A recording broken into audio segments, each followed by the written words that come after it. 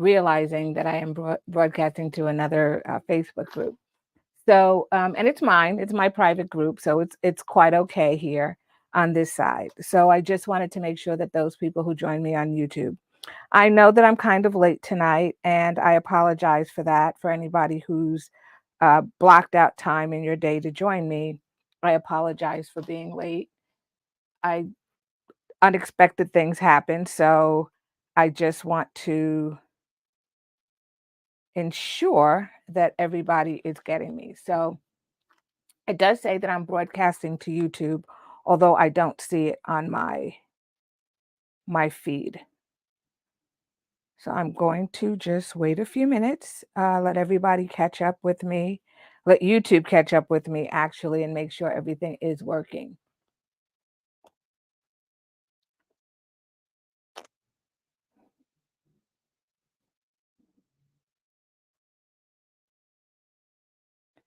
And it says it's a check, it's a go. It says YouTube is a go. So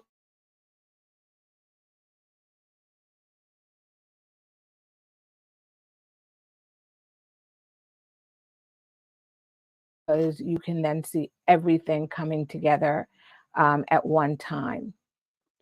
So once we get everything put together, we put together the lining, we put together um, the pockets and the internal pockets, then what'll happen is we'll then construct it with the exterior that we did on day two.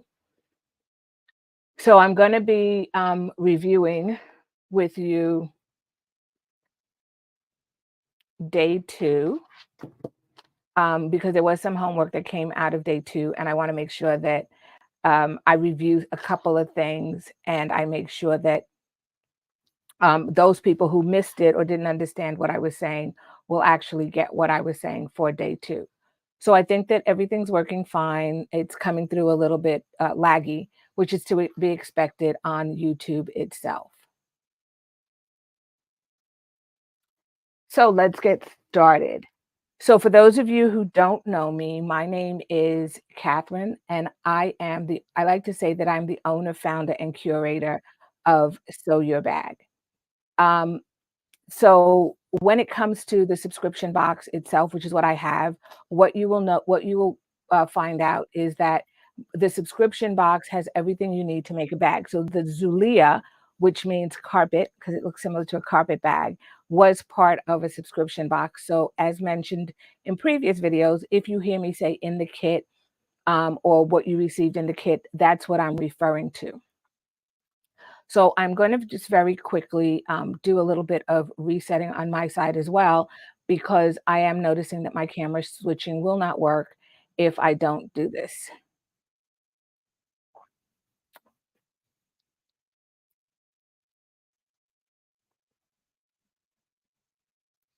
Okay. And then hopefully we will be getting what we need to get. So we'll manually do it for right now. So let's take a look at our cutting mat and let's see exactly what is going on. So last night when we did the bag, I actually did the exterior of the bag. The exterior of the bag is was complete should have been completed for homework. But what I will do is I'm just going to re-mention a couple of things to you that perhaps yesterday were not clear. So one of the things that I mentioned, and this is my exterior completed, I did the front part of my bag and then I attached the base stitch this handle piece in on part two. And I showed you how to construct that. Then I left you to go away and do the reverse side in the same way, and then also to attach that bottom piece. So when it came to the bottom piece, just as a little review, there were these notches that were right here, and these notches were the start and stop for your sewing, which made it easier for your base. And I'll just show you my lining base, made it easier for this base. So when you had to curve the piece around the base, it actually curved around that spot. So that's what the notches were for, and that's what I kind of explained yesterday at the end of the video. So I've put together everything. I did do my, like I said, I did do my 2 straps, and they are done. It looks kinda weird now because there is no frame in there, but once we're done tonight, the frame will go in there, and then it will be all put together. So let's talk about the things that you're going to need for day 3.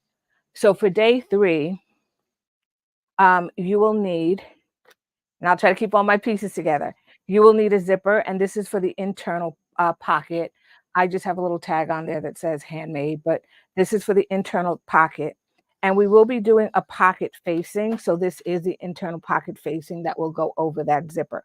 So you'll need your zipper, your pocket facing. You will also need your bottom for both your false bottom. And that was really 4 pieces that you needed. So I have 1, 2, 3, 4, and I was explaining that my lining bottom is going to match my exterior. I did that purposely because I wanted that little, special design element in my bag, but you can do it the same way that you're doing your lining, and my lining is a gray, and I have 2 pieces of that. Now all of these pieces are interfaced, and then the last thing you will need, or next to last thing you will need, is 2 pieces for both your slip pocket as well as your zippered pocket, which we're gonna put that facing over.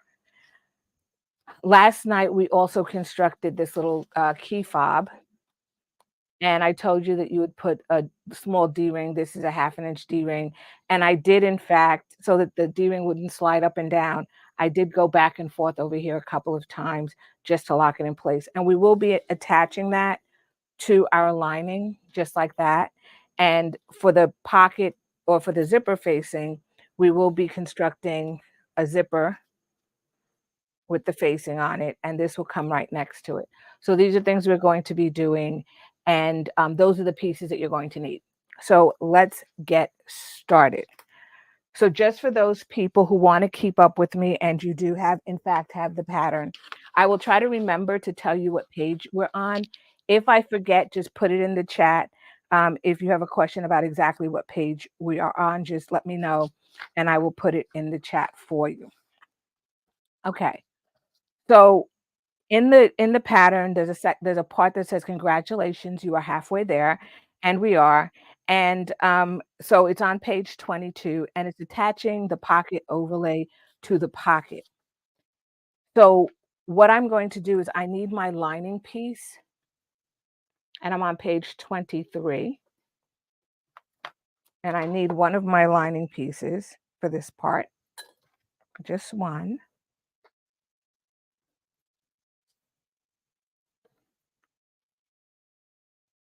And I'm just checking because I think, if I'm not mistaken, yes, right here, I could see that it wasn't fused. So I just want to make sure everything is fused nicely before I start, because I don't want to do something and then it's not fused correctly. So let me just very quickly fuse that in there. So we will have some measurements that we need to draw a mark, and we're drawing in from the left and the right to attach um, our pocket. I think that's good. So the way that we're going to do that is I'm gonna get a erasable marker, and I'm going to be using a Frisian pen, although it's not really my favorite in a case like this, because of the fact that, when I make my markings, I like to make them on the front so I can make sure things are centered. So what I'm going to do is I'm actually gonna fold this in half, but before I do that, I'm gonna trim off some of this interfacing. And I block fuse, and what I mean by block fusing is I cut my pieces and then I lay, my pieces wrong side up on my ironing board or ironing surface, and then I will lay the interfacing on top of it. So I don't actually cut the interfacing this at the same time. I block fuse it, and then I will out later on. So that's why sometimes you'll see me and I have to do this. So I'm gonna fold this in half, just like this, and I'm gonna take a small snip at the top over there, just to mark the center. You can use your marking tool like your pen or whatever tool you want to use to mark the center. I just take a small snip, about 1/8 of an inch. And for me, I do this because I find that if I use like a Frisian pen or something, I tend to forget what the mark is and I try to brush it off and then I don't have a mark. So I'm just going to show you, you can probably see it better on the bottom. So right here on the bottom, there is a small V. You see that right there? There is that small V. So I did that on one piece. And your front and your back are exactly the same for your lining. So I am going to just mark the center as of this as well. I'm just going to trim off the interfacing like I did before, but I will fold it in half and mark the center.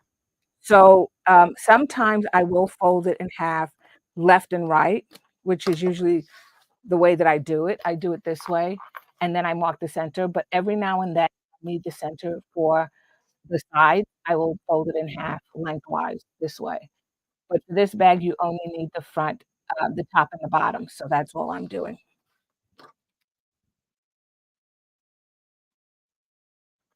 And as long as you keep that little cutout inside of your seam allowance, you won't see it. You can actually sew right past it and you won't see it. And I do about like 1/8 of an inch.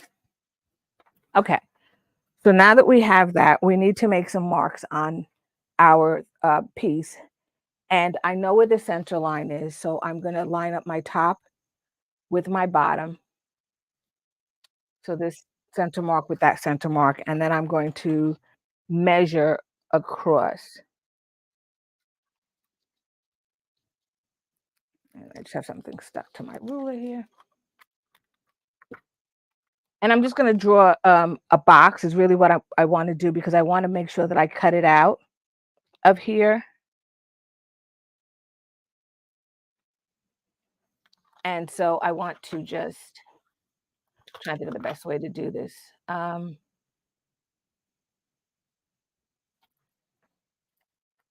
and I'm gonna mark it like down here. And then I'm gonna come because it's my center mark and I'm gonna measure it over here. So just make sure you align it and the where the marks are actually in the pattern themselves. I'm just gonna make sure off camera that it's at what I need it to be, and it is. Okay.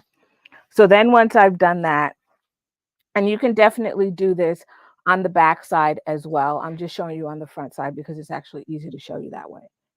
And then just double checking here. Okay. So this is going to be my horizontal line for my center here. And I'm actually going to draw a little line there, just like that. So I have 3 lines on this. Hopefully you guys can see that. I'll bring it close. See, there's 1, 2, and then there's another one on the other side. So I have 3 marks, right? So this is how wide it's going to be, and I need to cut an opening for that. So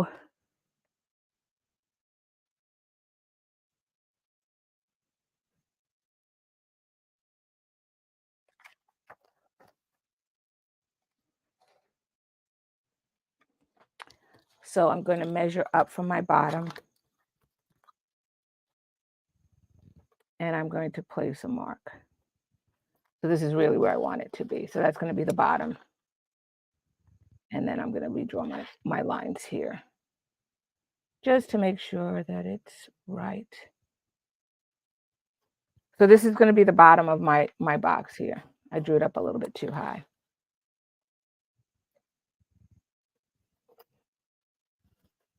It doesn't really matter. Okay, so that's my box.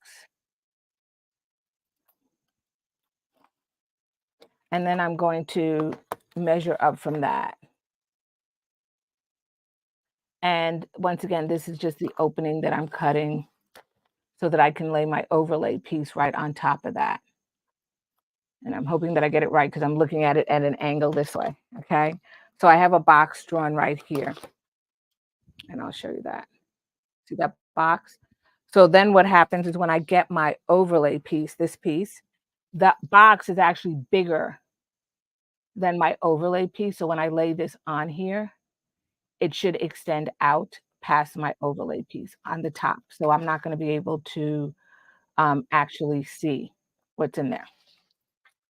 So I'm just gonna take another quick measurement because I think I have to go out just a little bit more because I don't think I measured out far enough on this. And I can see that because I put my overlay piece on there.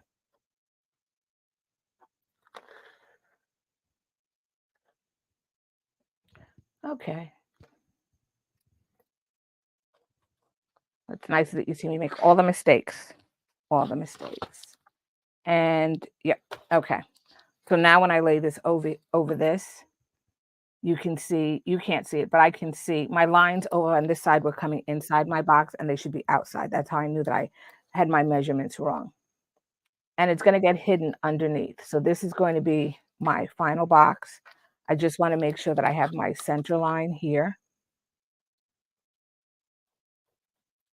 And I'm going to measure up here and make sure I have my center line as well.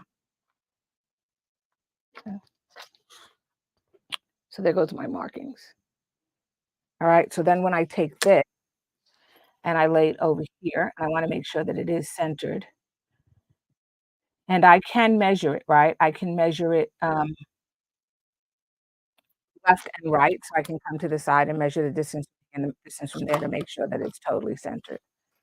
So that's gonna be it. So now I'm gonna cut out that box that I just drew because I no longer need it.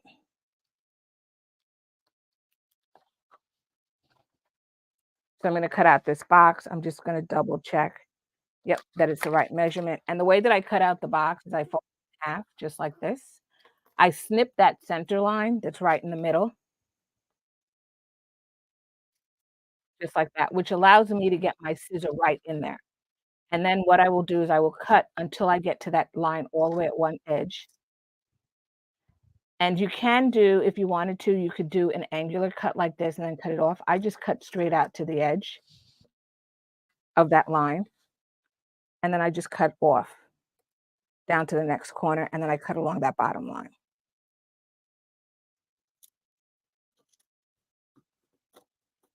Now I'm gonna show you when I'm done what this looks like, because from the back side, because 'cause you'll get to see what I mean when I'm saying that, it's actually bigger than the opening.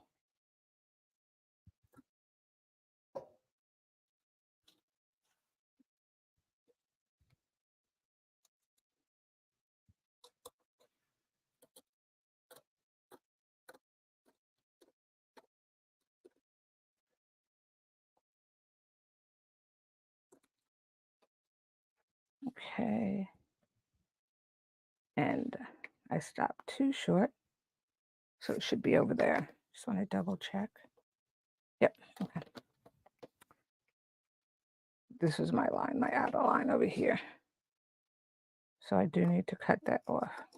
And I'm gonna flip it over to the back so you can see it,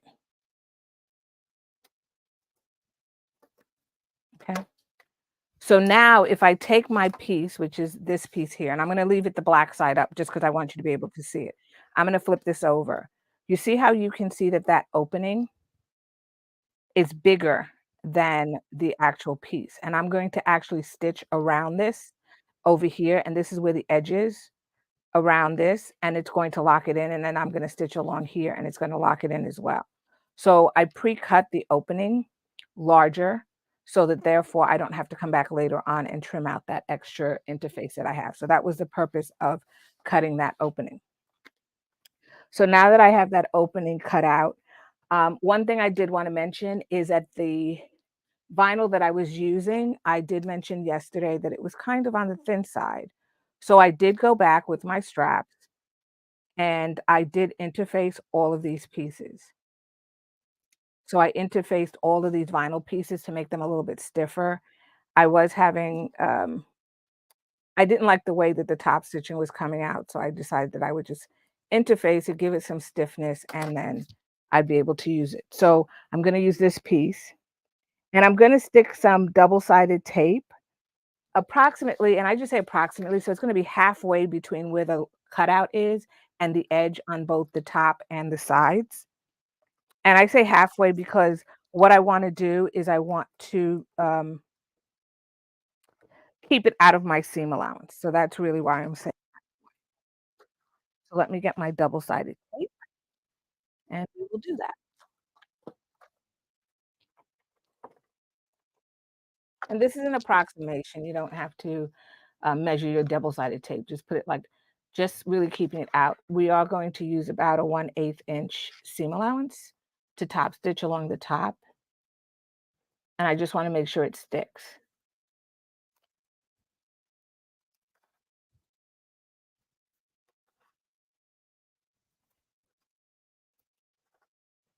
Okay, so there we go. Perfect. So now what I'm going to do is I am going to peel off that backing. I'm going to just press it down, peel off that backing, and then lay it over my opening that I cut out. And what I will say to you is that it's easier to lay it on top of it if you lay this wrong side up like this, and then you turn this over and put this wrong side up over it, because then you can actually see where you're placing it, right? So I can see right here that I'm placing it. And you can't really mark the center of your placket because you will see the little snip, but you can use a chalk liner or something like that if you want to mark the center. So I just want to cut the little corner out. So now that is centered over my opening. Okay. And like I said, if you want it to be exact, you can measure from, your left and your right over here, and then make sure it's exact.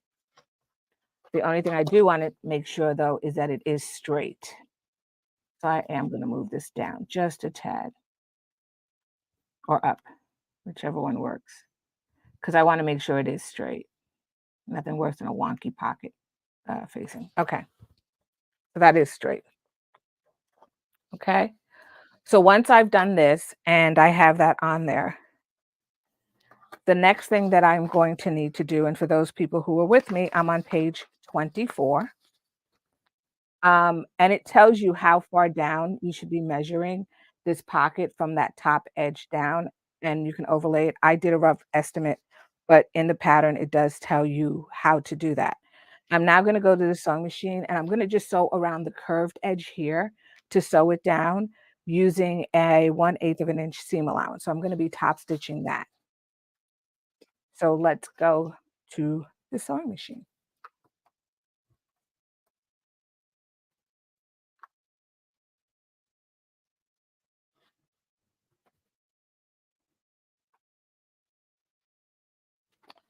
Okay, so let's first get some light on the subject over here. Make sure our light's on. There we go. And I'm going to start, I normally start at the bottom over here and I sew all the way around. You can start at the top. I try to start where I think it's going to be the least obvious. So I start at the bottom of this because that's the least obvious when you're looking in the bag. And you're just going to take your time and go around. Once again, it's a top stitch. Top stitches are a little bit longer in length. So you want to make sure you lengthen your top stitch.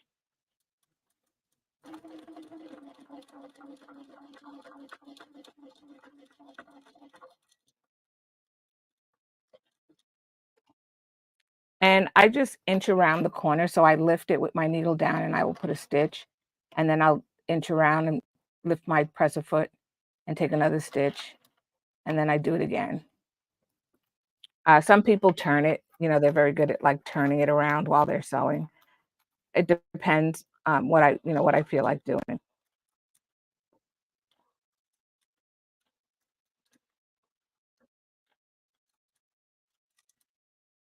And for me, what I'm looking at is I'm actually looking at this inside edge over here. So when I'm looking to sew it, that's for me is 1/8 of an inch. You have to know. There are also edge feet, and I did not put my edge foot on here, but there's an edge foot that you can use that'll allow you to go all the way around.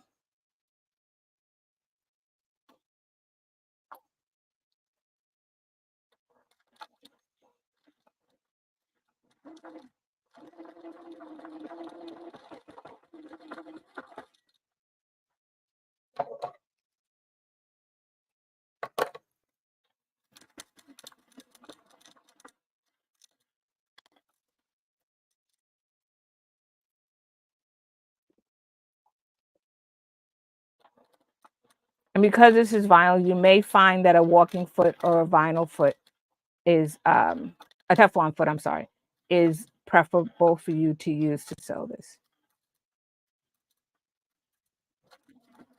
And then me up, and I'm gonna just back tack right there. Okay. So I have that sewn in. So let's go over to the cutting mat once again, and let's take a look at what we have done.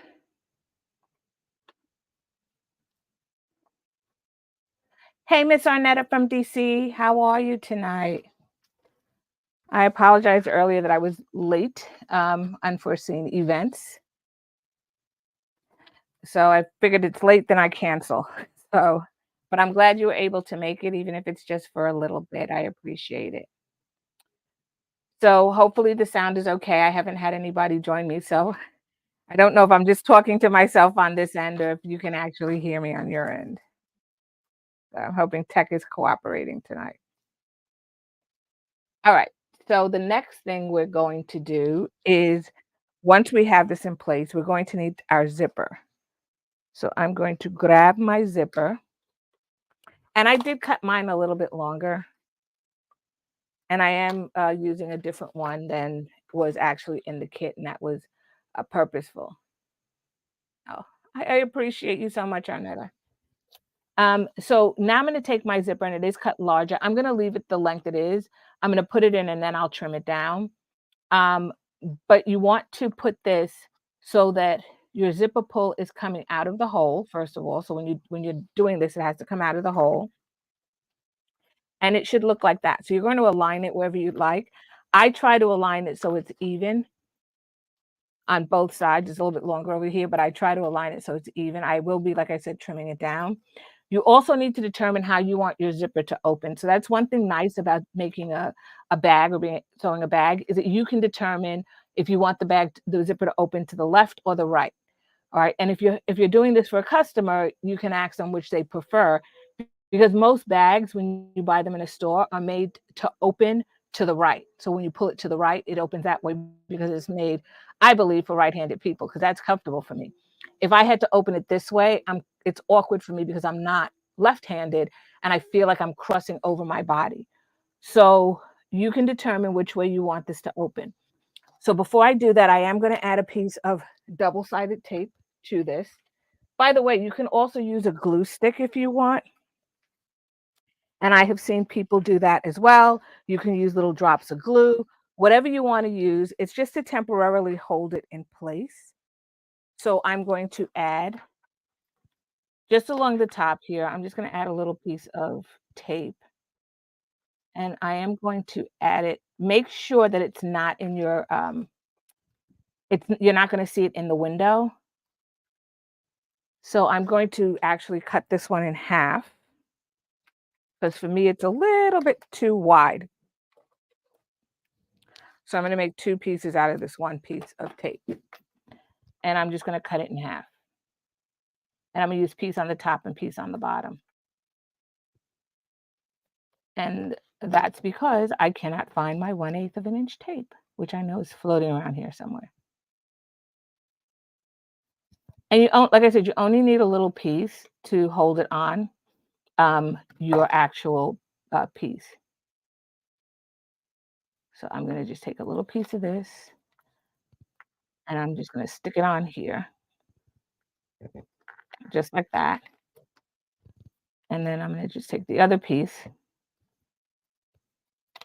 and I will be sticking it on the top and the bottom, and I will stick it over here. So I will be doing it on the top and the bottom of my pocket. You don't need to do it on the side. So if you, it's going to hold it on the top and the bottom, so you don't need to do it on the side pieces. You don't need that much double-sided tape. So here goes another piece.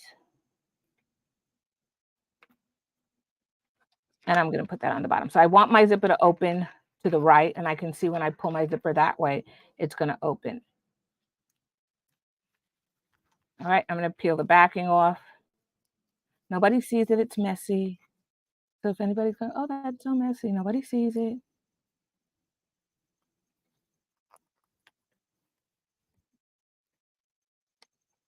All right, and I'm gonna lay this on my cutting surface. Once again, you're gonna take that pull and make sure it comes through the hole. I am using a number 5 zipper. You can use a number 3 zipper, so you would see more of the zipper tape, meaning that black piece, than you would, and if you want to, I like using number 5. I For me, I find that when I use a number 3, it's flimsy to me in a bag, okay? So I've put that in there, and I find number 3 tape, for me, it's a dress zipper, and it's flimsy, so I would even prefer to cut my opening bigger just to be able to use a number 5. So whenever I see something and the opening is too small, I will go back, make it bigger, just so that I can use a number 5. I just feel like it's a more sturdy zipper, and that's just that's my opinion. Thank you, Arnetta, for telling me about the sound. I connected in a weird way today, so I can't do the automatic switching using my controller, and so I'm trying to see the comments as well as make sure that I'm keeping honest with this switching. So now that we've done that and we've added that piece on, we're now going to be on page 25. So what I wanna do with this is I actually want to, uh,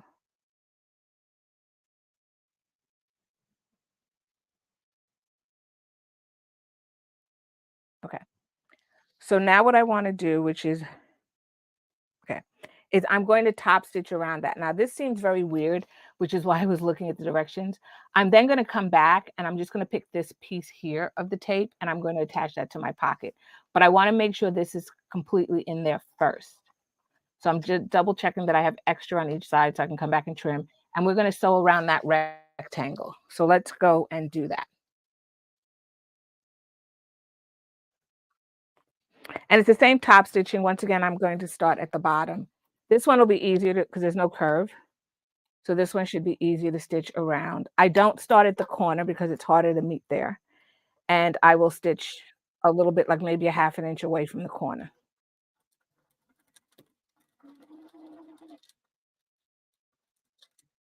And you can definitely use a an eighth of an inch foot, or you can use your zipper foot for this. I tend to use the same foot all the time. So I'm just going to move this zipper pull out of the way by sliding it up and out of the way. My needle, by the way, is in the down position. So you want to make sure when you lift your presser foot, it is in the down position.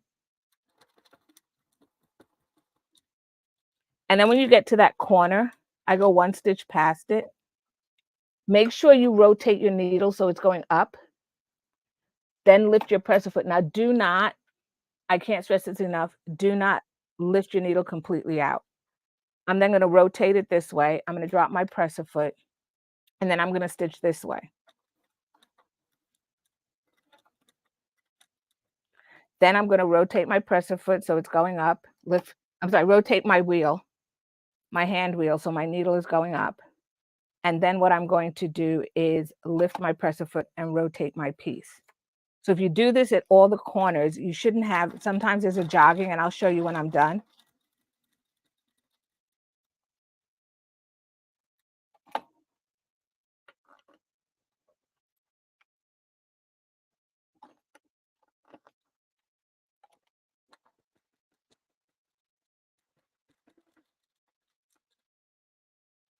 Don't forget to make that needle go in the up position. And I said yesterday that you do that to make sure it's catching the bobbin thread. So that's why you do that. You rotate it so it's going up. If it's still down, you can miss that bobbin thread.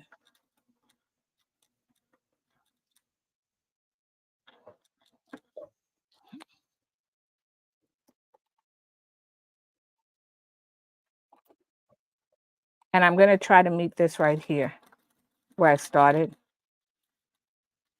And I'm going to back tack. Okay. So I'm going to show you what I mean. My stitching is kind of wonky, but I'm going to show you exactly what I mean when I say those corners. So the reason you rotate the hand wheel, and I'll show you on this one. Yeah. Okay, can you see that corner, how it goes up and then it goes across? Sometimes what'll happen is your stitches that here, and it'll go at a diagonal. And you may not know why that's happening, and that's because of the fact that it didn't catch the bobbin thread.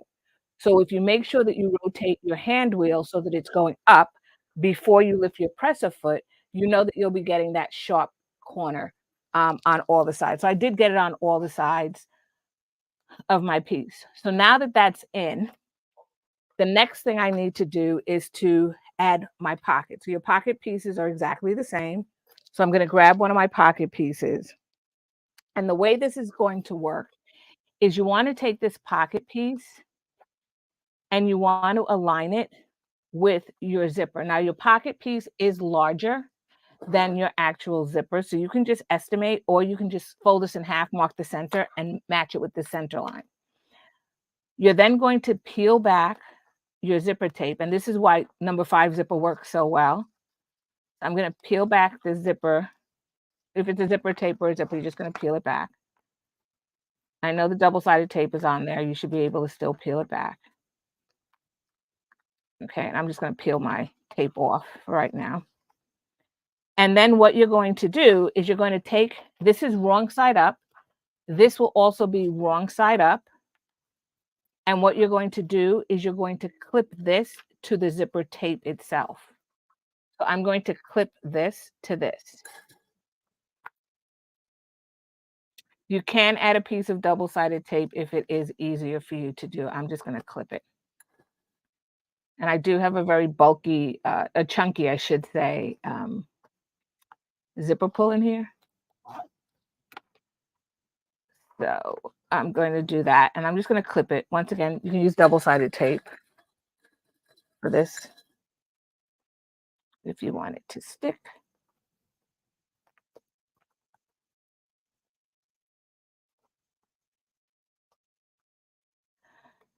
Now we will take this to the sewing machine, and you can use your zipper foot, or if you have a skinny foot or something like that, you can use that as well. So I'll show you what I did up close. I'm just going to fold this portion down, and that's my zipper tape, and I clipped my pocket to it, my pocket. And the reason I put them wrong sides, so one's wrong side down, the other one's wrong side down. When you flip it over and you look inside your pocket is right side up. If I did it wrong sides together, I would see the back or the interfacing. So once I've done that, I'm then going to go to the sewing machine and I'm going to stitch this down. So I'm going to stitch this to that top piece. Like I said, you can use your zipper foot if you need to get it closer. I'm just going to use my standard foot on my machine. But a skinny foot or a zipper foot, you can use. If you have a walking foot, that may not work because it may be too thick. So let's go to the sewing machine.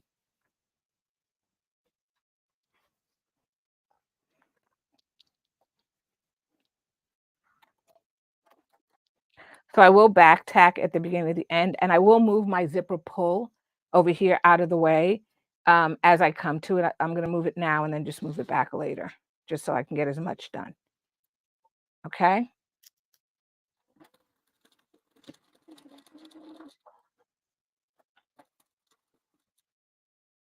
And get as close as you can. You don't have to be on top of it, but get as close as you can to the zipper.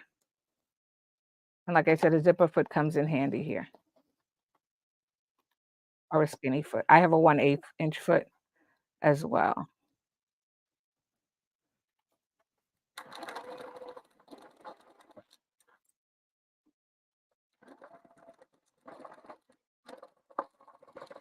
Okay. So now that's done.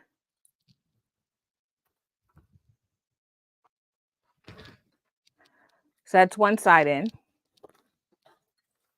Okay. You can see it's attached. What'll happen is because this is here, when I open it, the pocket will look like it's finished. So then I'm going to take my pocket, the other end of the pocket, and I'm going to do the same thing to the other side. Now, what I want you to do is just make sure you clip the sides because you don't want your pocket to come out like this. You see how it's to the side? So what I do is I clip along the sides to make sure it's straight first. And you want to give yourself a little bit of slack because you're going to have to clip this to your zipper. All right, and then you're gonna take this and you're gonna clip this to the bottom. So we did it to the top already. I'm gonna clip it to the bottom. I will be yanking out that double-sided tape. It depends. If it gets in your way, move it. If it doesn't get in your way, you can leave it.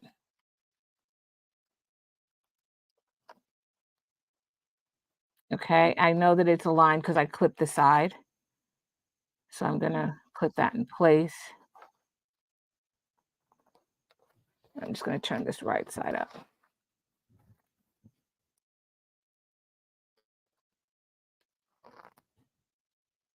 My finger keeps sticking to that.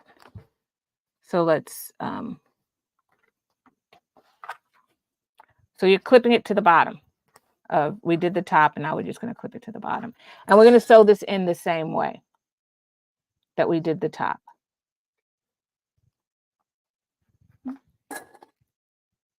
Okay, and then it's just like that. I will be moving my zipper pull out of the way like I did before. So let's go over to the sewing machine.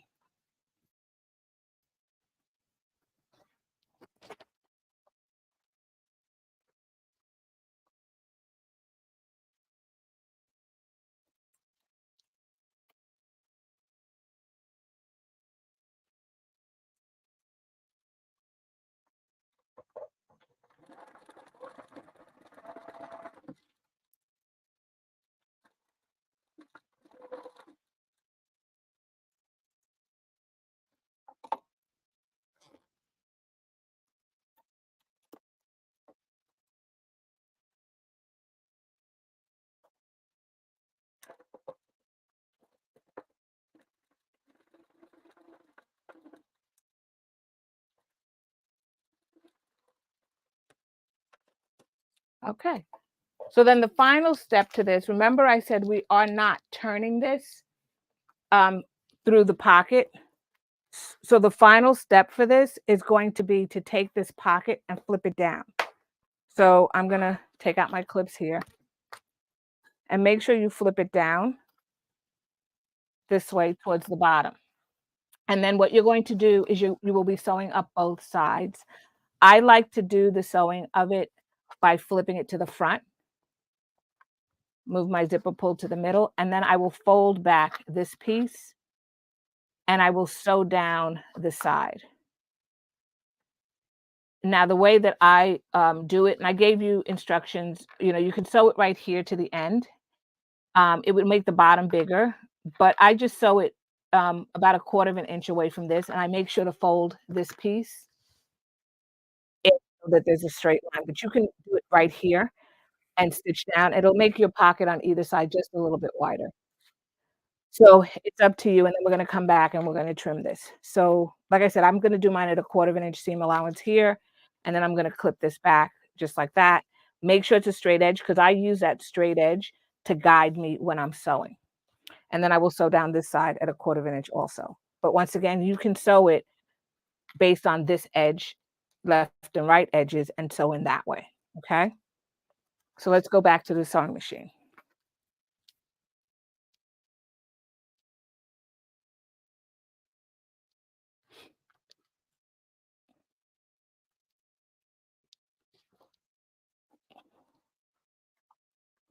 So see, I put my presser foot right against that folded edge and then I sew down.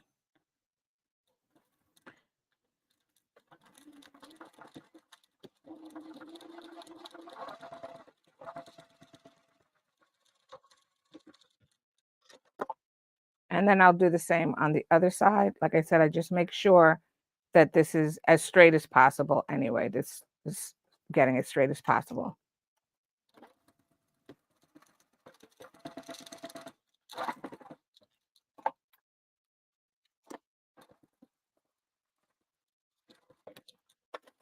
Okay. And then once that's done, that will be our pocket. So now I'm going to just trim off some extra things that I have here. And I will be cutting straight through. These are not very expensive scissors, so um, that's all I do is I cut it as close as I can. So I give it about maybe a quarter of an inch, you know, on either side, on the side of the seam, 'cause I don't need all that in my bag, that bulk. Okay, so now we've completed our internal zipper pocket, which has our pocket facing on it. And we are going to now do our slip pocket. Once again, just double check, when you do this. If you go according to the pattern, you'll get it right. But if you're doing this and you decide to add this to another bag, make sure you check to make sure that that fabric is not the interfacing portion, but is actually the fabric. And the reason that I sewed it up here is so that it would look like a finished, I don't know if you can see that. It looks like a finished pocket. You don't see any raw edges from the actual zipper tape or zipper if you're using a regular zipper. So I'm going to take this, I am going to put it to the side, and now I'm going to construct my slip pocket. So I'm going to get the slip pocket that I have. And what I'm going to do is I'm going to pre-fold my edges on either side. And the reason that I pre-fold those is so that they come out neater and cleaner. So I'm going to just come in here, and you can do this fold. What it tells you in the directions is how far in to go. Okay. And the challenge that I'm going to have here is that this is a erasable pen. So, and it erases with heat. So you kind of have to iron real quick with this. Okay. And then I only need to do that on the long edges. I do not need to do it on the actual short edges because I'm going to sew those. So I'm going to fold this in and I'm going to give it a good iron.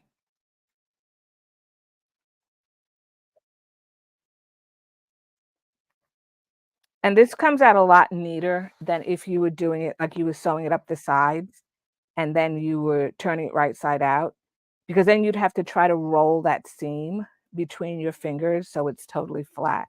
So by doing this way, it actually comes out a little bit neater. And then I'm going to do this side.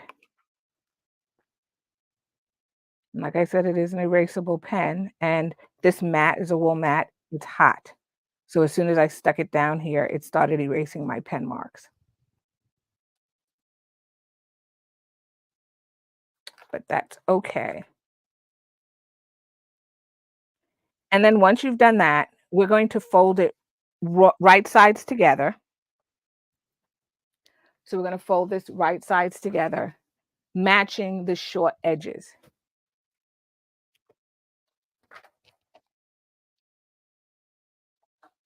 I'm going to fold it like this, right sides together. Make sure that your ends that you folded are still folded. That's very important. And I'm just going to make a tube. So I'm going to clip this along the short edges and I make a tube and align these folded edges on the side as well. Okay, so it's going to look like that. So the next thing I'm going to do is I'm going to just sew across the top there. I'm not going to sew down the sides yet. I'm just going to sew along the top.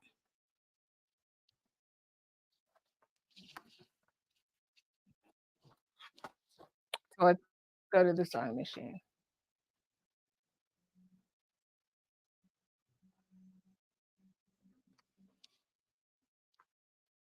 Okay.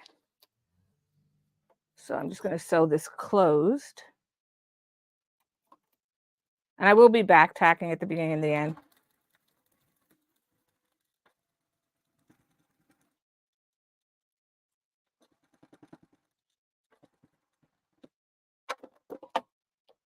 Okay, and I now have this tube. Now what I have you do is to keep the interfacing out of the seam allowance is I put on the interfacing afterwards. I just, in this case, I pre-interface it, but in the directions, you come in here and you put it on afterwards.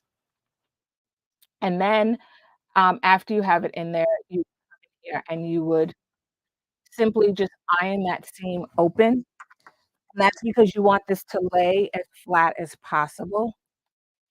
So I'm just gonna iron this seam open,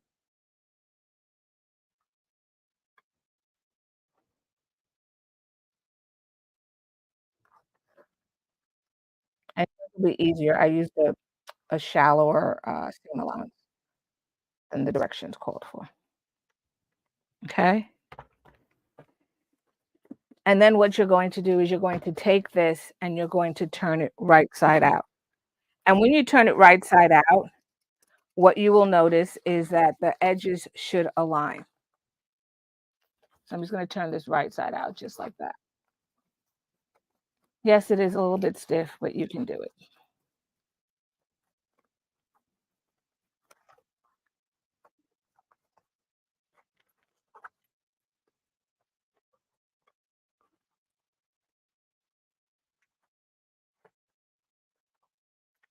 So what I do is I hide that seam in the back. So I'll show you what I mean. So once I turn it right side out, sometimes you'll put it to the bottom like this, and you can put it on the bottom. I actually just hide it to the back. So I put it in the back right here at about the center. You're not going to see it because it is a slip pocket. And then I'm going to iron this flat. So I have it like right about the middle over here, and I iron it flat. Well, that means that this side at the top and the bottom looks more uniform. But you can definitely at the bottom if you want.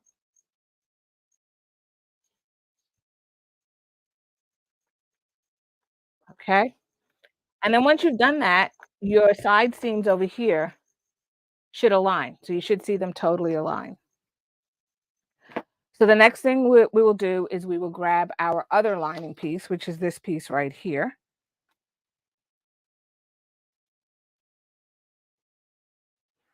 And we're going to center it. So I put my center mark at the top and the bottom.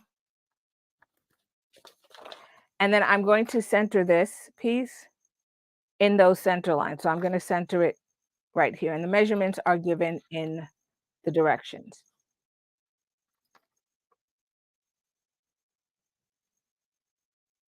Once again, this is my bag, so I'm not worried about it as much.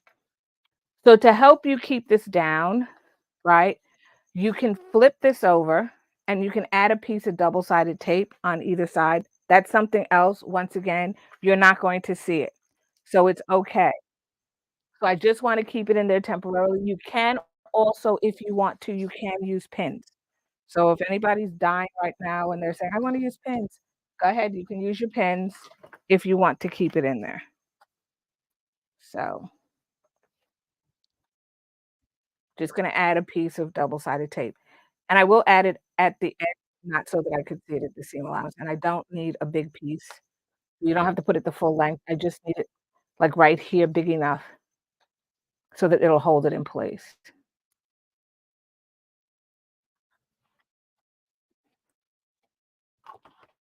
okay?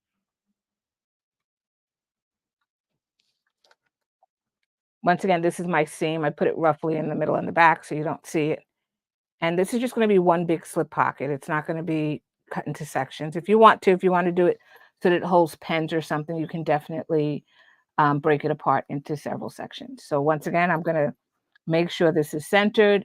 In the pattern, it tells you how high up to actually measure it. For me, my bag, I don't really care. It's just for this video, so I'm going to just place it on there. But I'm making sure that it is centered. Okay. And then what we're going to do is we're just going to stitch down the side, go to the bottom, stitch across, go back up to the top. We will be backpacking at these corners just to reinforce it. So let's go to the sewing machine.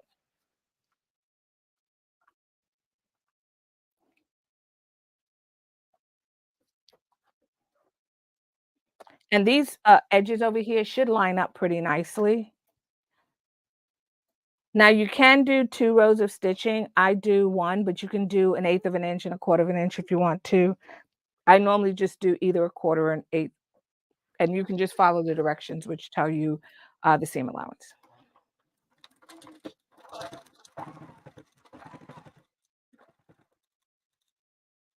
When you get to that bottom corner, once again, turn your hand wheel, crank your wheel, so it's going up your needle, then lift your presser foot, then you can pivot.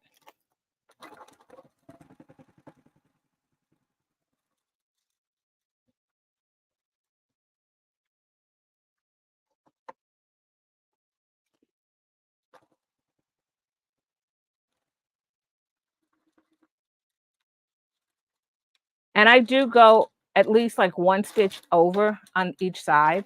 Um, I'll try to show you when I get back to the cutting mat. I do go 1 stitch over or a half a stitch over here in the top. I don't know if you can see that, but I do go off of it and then I come back on it. I back tack it down. So that's like your slip pocket, and that's done. Your slip pocket only uses interfacing on one side and the other side's not interface. I actually just interfaced my whole piece. So it's up to you. You can determine how stiff you want that pocket to be. But like I said, the directions, I only did half of it. Okay. So now that we have those two pieces, we're on to page um, 31. And this is constructing the lining bottom. So the lining bottom, we're actually going to use two of these pieces, and we had four, right? So one I said was for the false bottom, and the other one was for the lining bottom. So I'm going to use two. I'm not worrying about, I didn't fussy cut them or anything, so they're not going to really match up. But what I need to do is I need to account for my seam allowance, and I want to make sure, and I'll just mark these. And I also want to make sure that I leave an opening because remember I said I'm turning the bag through the bottom. I'm not turning it through a pocket. Oh, sorry. So I am going to leave an opening in the middle, and the only thing I'm going to do is draw my seam allowance. So leave an opening big enough. So when you're leaving an opening on here, leave it big enough that you can actually turn the bag. So I am going to in the direction that tells you, the size. You should honestly do it based on what you're comfortable with, right? So if you wanna leave a bigger opening, you can. If you think you could do it through a smaller opening, you can, right? Just mark the start and the stop. If you could see that, this is gonna be start and stop. So when I put these two pieces right side together,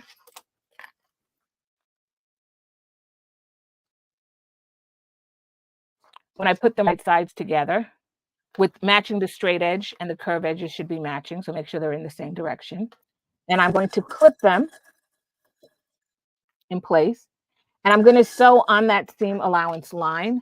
But once again, make sure to leave this opening at the bottom. If you feel that that opening isn't big enough, then just make it bigger. So if I want to do it here instead of here, I'll leave my opening that big. So do as much as you want to so that you could turn your bag right side out. And it shouldn't be too much of a struggle.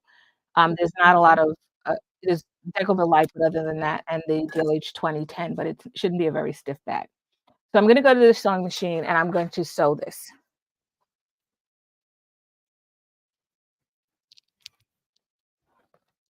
Right, I'm gonna start at one end. Remember I said you're going to stitch to your line. So I'm going to back tack, then I will back tack at that point, and that's because it's going to use a lot of stress when you're turning it right side out.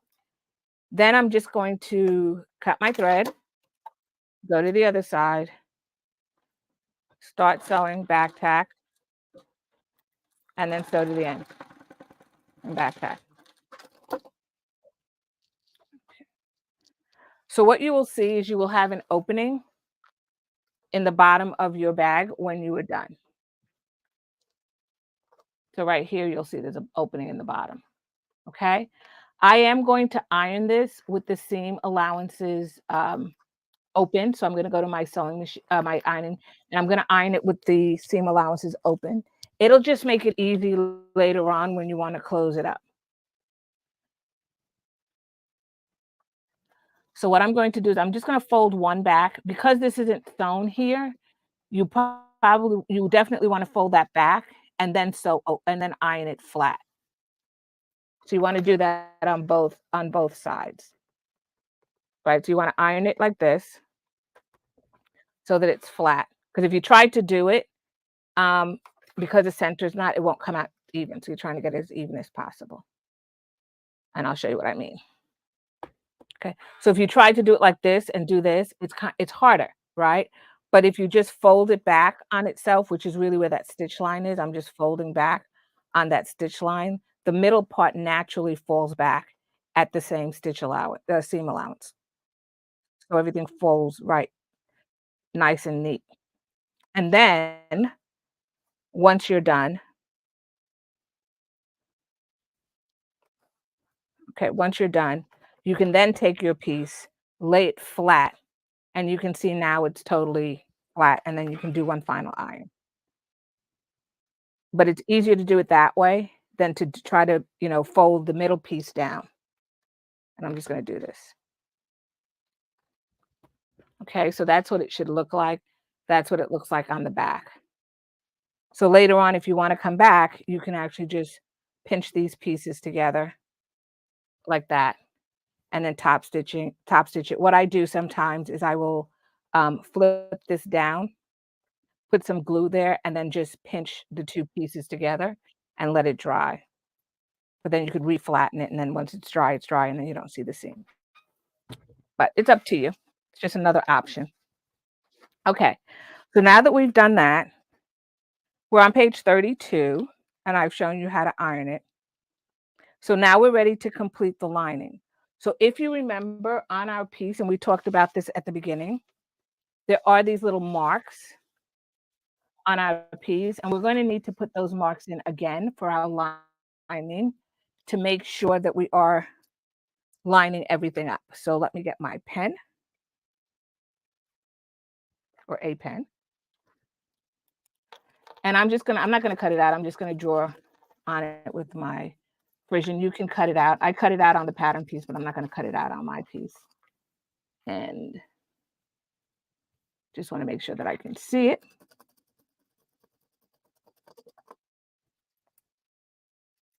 Okay.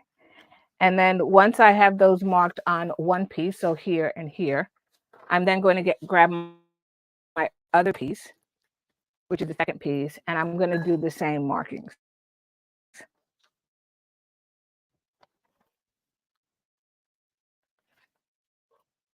So I'm gonna scratch it here. And this will go away with an iron, so use something that's erasable. Okay. And just to show you the lines that I made, those are the marks right there. And there's one on that side too. Okay. So I like the blue better, so let me do it in blue. And I get to show you how to sew it together using those marks. Okay. So the marks I mentioned are going to be the start and the stop. So once you have your two pieces, I'll just start with the slip pocket. It doesn't really matter. We're going to do both pieces. And I'm going to take my base, I'm going to fold it in half, and I want to mark the center. So I'm just going to put a little snip right there. And then I'm going to do the same on the other side.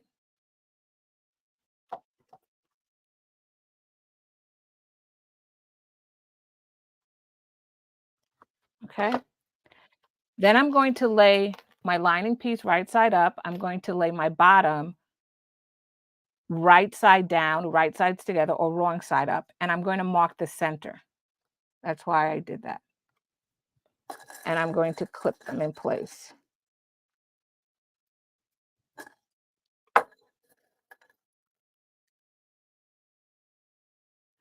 Now I want to make sure that I remember where to stop. I should have marked this on the back, but I marked it on the front.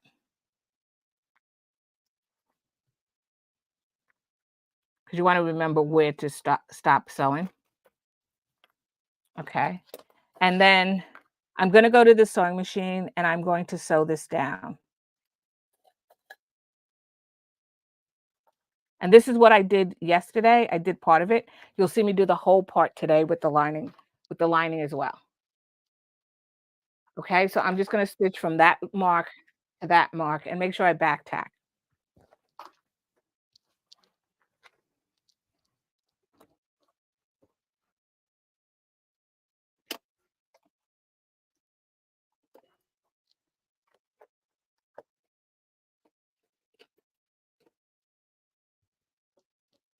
Okay, and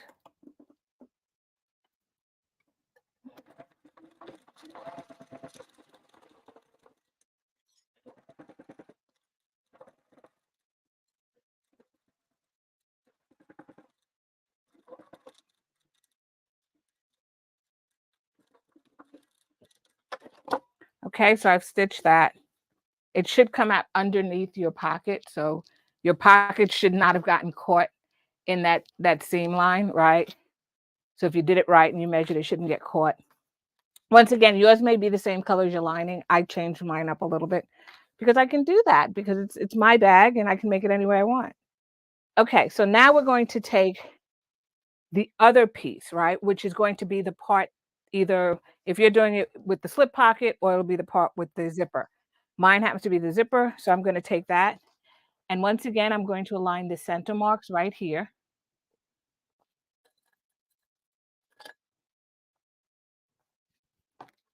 And I'm going to just transfer my markings that I had on the front onto my piece. Okay. And I'm going to stitch from mark to mark like I did for the other side. So this is the way that the front should have been done. And we're just repeating the steps. All right. So now we're going to go back to the sewing machine and sew that and make sure to back tack it.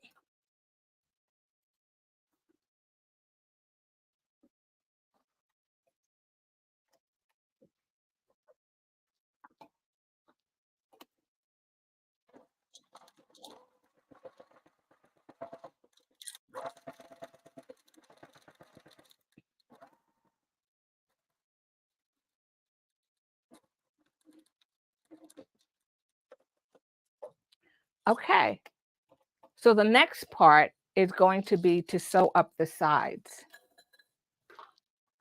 So I probably don't have to show you again, but what you're going to do is you're just going to match the sides of your lining on both sides. And I'll do them both at the same time. And I'm going to clip that in place and I'm going to do this side. And I usually, when I'm clipping, I usually clip I this time, but I usually clip center and then left and right, and then I will fill in between if I need to with clips. But that's usually the way that I do it. And then I'll do this side as well. Excuse me.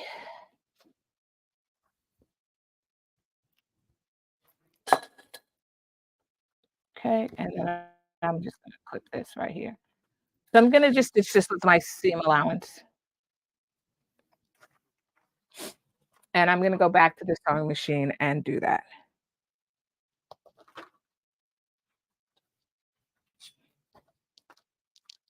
Believe it or not, we're almost in the home stretch. So I will back tack,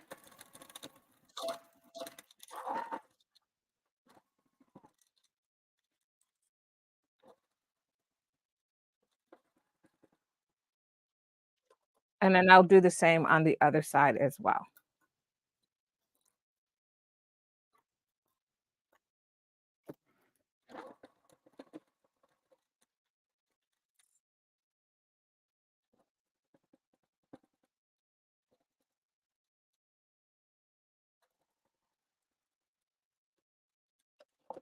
Okay.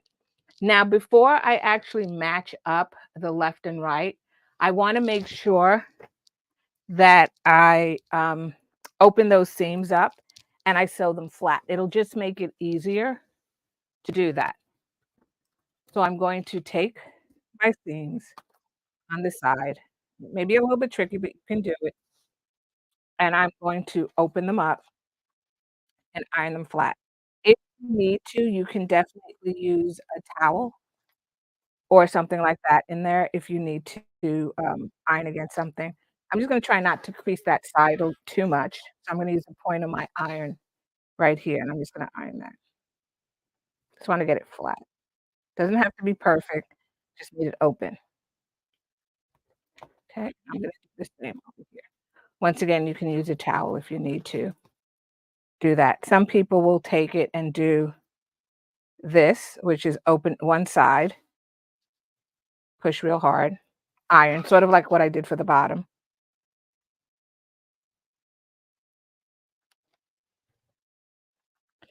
and then flip it over to the opposite side like this, and then fold that against the seam that you just sewed and do that. And then that will also get it flat. So it's sort of like what I did for the bottom as well. So that's another way to do it.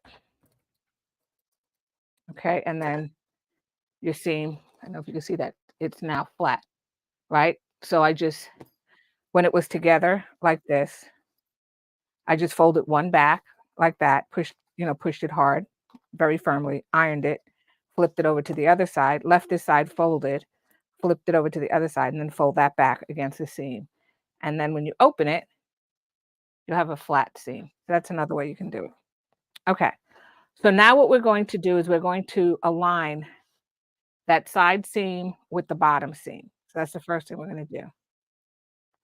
And I'm going to put a clip to hold it in place.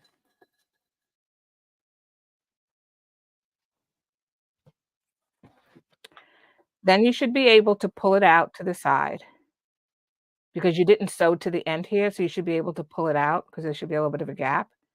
And so you're going to pull it out just like that and add another clip.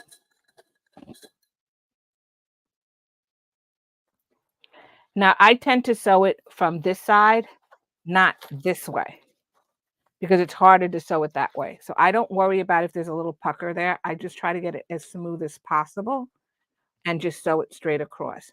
And what you're really doing is you're just sewing to that where you stopped. You don't have to sew all the way to the end, so it should be okay. Then I'm going to do the same on this side. And once again, you just stop at that stitch that you sewed. Okay, and then I'm going to do the same on the opposite side of the bag.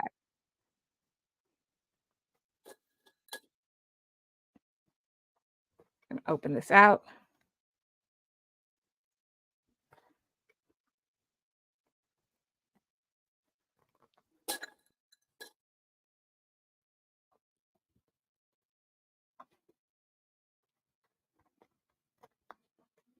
Okay. So that's what I'm going to do, and I'm going to sew this, and I'm going to sew that. So let's go to the sewing machine. Once again, I don't, I'm sewing it flat like this. And I'm just going from the point where I stopped over here where that line is. I don't know if you can still see it, it's right there, to around that curve to the other side. That's all that I'm doing using my seam allowance. And it is a curve, so don't try to sew it straight. Try to, sew in a curve the way it is.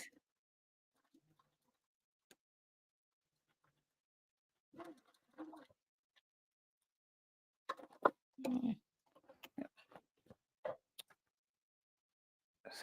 I could hear that my needle wasn't, I can hear it wasn't threaded. My needle wasn't threaded. So let me just rethread my needle.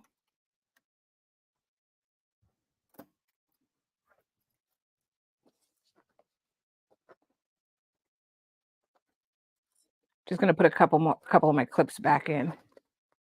There we go.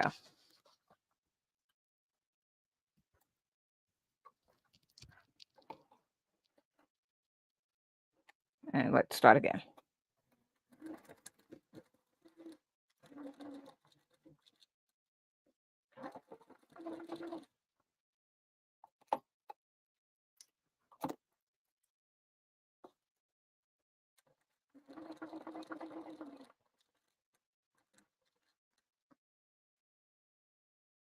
And I'm just gonna match this point right here where I stopped. So you don't have to sew to the end. Okay, and that's one side, and I'm gonna do the same on the other side.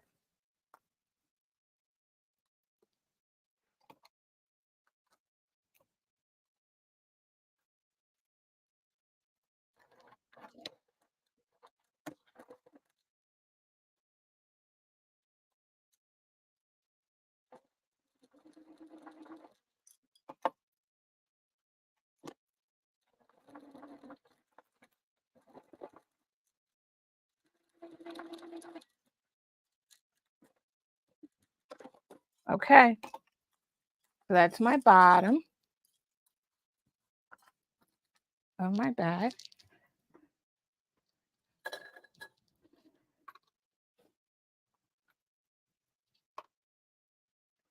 Once again, if you have any questions, just ask. Um, so that's the bottom sewn. I don't know if you can see that, it's sewn at the bottom. I am going to clip this a little bit around just to get rid of that bulk that I don't need. Just double check it and make sure it looks, that you've caught all your pieces, but you should be able to see inside. That's a slip pocket. And when I turn it around to that side, that's my zipper pocket. Okay. Like I said, I am going to trim this just a little bit, especially around that curve. The other thing you can do is if you didn't want to clip it, but you wanted the bulk in there because maybe you wanted stiffness, you could just simply clip notches like that. All right, but I am going to cut maybe about, I don't know, half of it off. Not too much, but just enough. I'm just going to go around the entire bottom.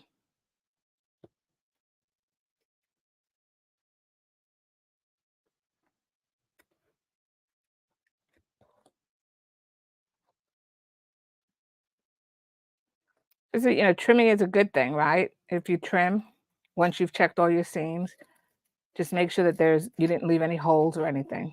The worst thing you can do is trim it and then realize there's a hole because now you're trying to align maybe a rougher, jagged cut. So, but trimming is always good. It gets rid of all that bulk in the bottom of your bag. Okay. So now that I've done that, all right, we're on to the next step. And the next step for us is going to be, yes, that's me flipping pages. We're on page, so I already trimmed it. We're on to page uh, 36. So I assembled the false bottom before I actually put everything together. And that will be the last step is putting everything together. Let's do the false bottom and then we will put everything together. Okay. So the false bottom, you're going to need these two pieces. And then there should be another piece that you're going to have, which is what I said. I wanted my bottom to actually complement my piece that I had on the inside. So when I look inside, I actually see this all together as my exterior matches. So for the false bottom, we're going to do it the same way. But what we're also going to do is we want to make it, and it's a false bottom because you can take it in and out. We're also going to add, I'm going to add a little piece of this cutting mat that I got from the Dollar Tree. So that, by the way, that also came in the kit. And we want to sew it together in such a way that I don't have to worry about, like, I'm not going to do the center seam with the opening. What I will be doing is I will be folding it under and then top stitching, right? So I'm going to take this, I'm going to draw a line, I'm going to fold it over, I'm going to top stitch it. So I'll do two of those pieces. So those were the two half pieces, and I'm going to do the same thing on both.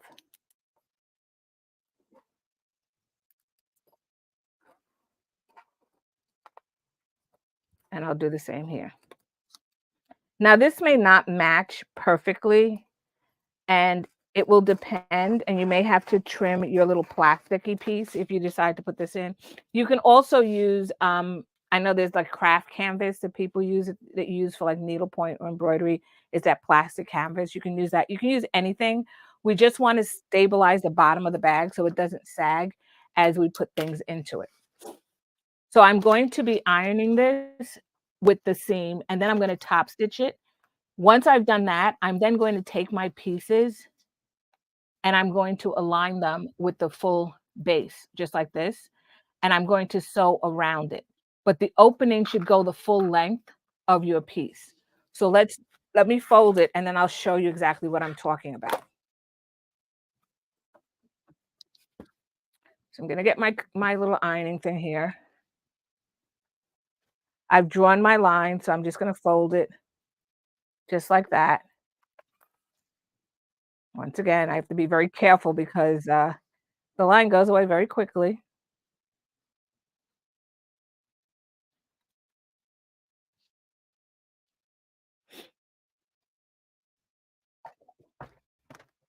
And I'm gonna do the same on this side.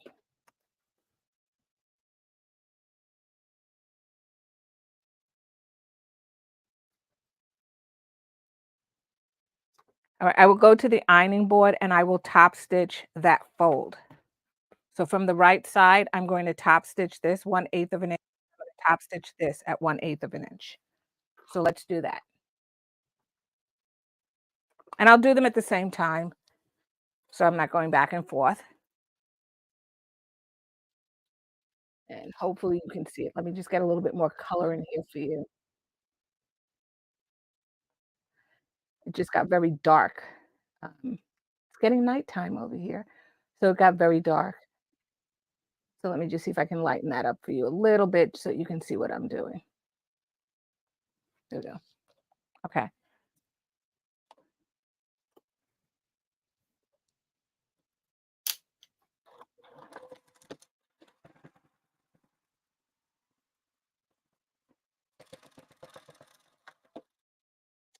And I use my finger as a guide to hold it in place. So if you see me do this, you're like, "How does she do it so fast?" I actually hold it with my finger, and my finger allows me to push it in one way or the other, but I hold it on both sides. I do the same thing with my strap, is I use them as a guide. You can use those metal guides or you can use an edge foot. It's up to you, but your fingers are always there, right?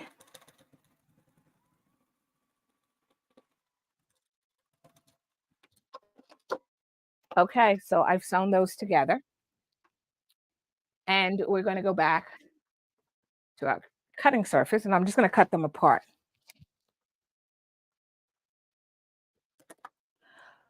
So now we take this top piece, and this is pretty easy. It's not really measuring or anything.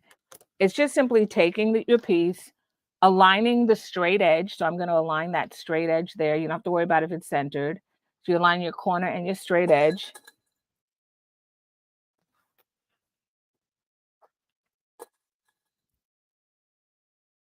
And because I use the DLH 2010 on here, it's also stiff. So I have that stiffness plus my cutting mat makes it really stiff.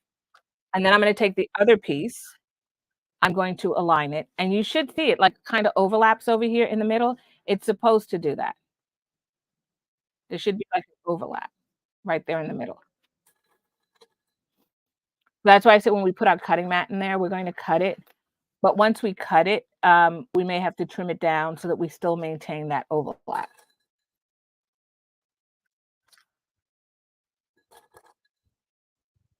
okay? So now when I sew this, I'm going to sew all the way around. So I'm not just gonna sew, like, half of it. I'm gonna sew all the way around this entire piece using my seam allowance, okay? So let's go back to the sewing machine and do that.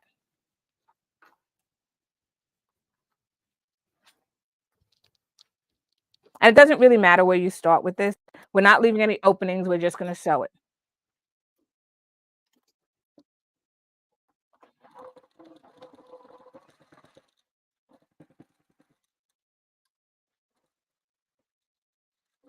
When you get to the corner, stop, rotate your wheel, pivot. Remember, this is a curve, so you must sew the curve.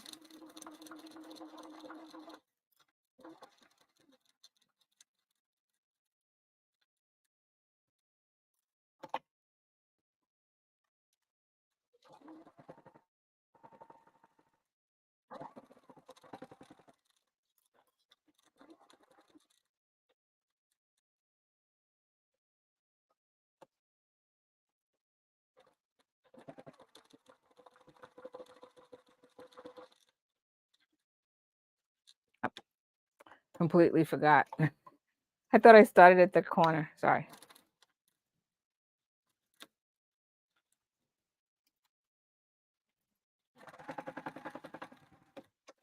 Okay, so now I have that piece.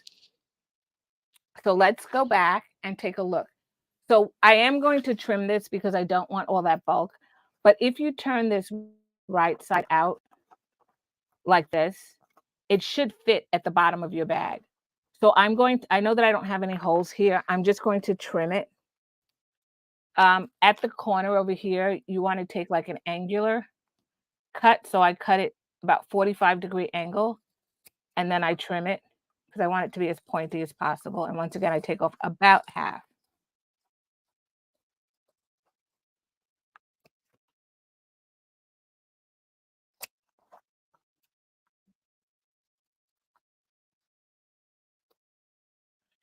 And these kinds of bottoms are good for any bag. So if you have another bag that you want to add this to, what's nice about these bottoms, there's good and bad about it, right? So what's nice about it is that it's removable and you can wash it and you can replace it. What's bad about it is that things can tend to get underneath it in your handbag. So if you're carrying things that have crumbs or lint or anything, it can get underneath there. So that's the bad thing about it. But to add something like this, and especially if you do it, kinda like the way that I did it, where it's an accent piece, it's very easy to see the bottom of your bag. So now I'm gonna take this, I'm going to poke in one of my corners, and I'm going to turn it right side out. Now the reason I'm doing this is because I wanna measure my, plastic once this is right side out. You don't wanna measure it with it inside out because it's not you won't be able to see the seam allowance. You're not accounting for that seam allowance. So I'm doing this just like that. Poke out those little corners that you have. You can absolutely, if you want to, leave off the interfacing if you don't want this stiffness. I just think that the stiffness helps with what I'm trying to accomplish at the bottom of the bag, which is creating a firm bottom.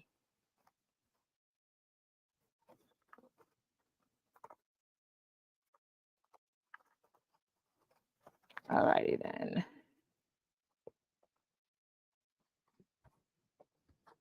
There we go. And then I'm going to push this in and I will be ironing it totally flat.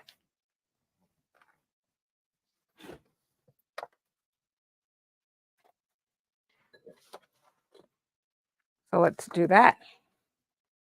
And make sure to roll that seam allowance between your fingers and press it first.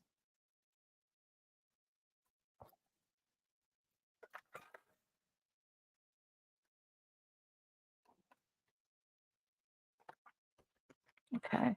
And I can see that this piece lies on top of the other piece like this. That's the way it's supposed to lie. So push it in whatever direction. And if you need to poke out this corner, you can use, I keep a little knitting needle in my drawer here.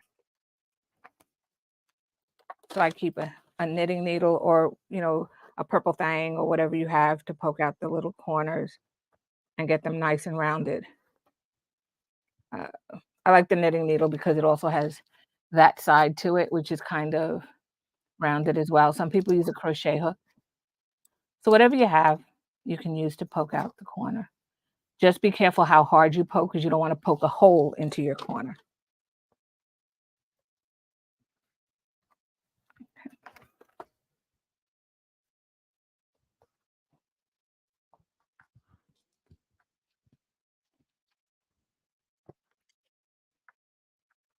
All right, so now what I'm going to do is I'm going to take this piece and use it as my template to cut my other piece. So I'm going to get my little cutting mat here. Once again, the reason you didn't do it is because if you did it before, you have the seam allowance on the sides, and I don't want those seam allowances to be included in what I cut. Hello. Yeah, welcome. So glad you made it. You and Arnetta are hanging out with me tonight.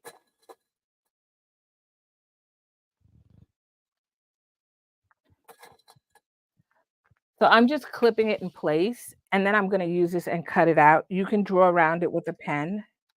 I'm gonna be a little reckless here, and I'm just gonna go right in and cut it. And like I said, we can come back later on and trim it if it doesn't fit. So I'm just gonna cut that, and then I'm going to just cut this, and I just cut it to the shape. So whatever shape you have, you can just cut this to that shape. and make sure because I have curves at the bottom, at the end, make sure you cut the curves at the sides. So I've cut that. So once I have this cut, I can then test it out.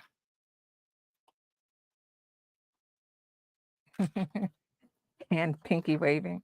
I can then take this and I can slide it in there. This side overlaps that side, so I'm gonna stick it in the other side first.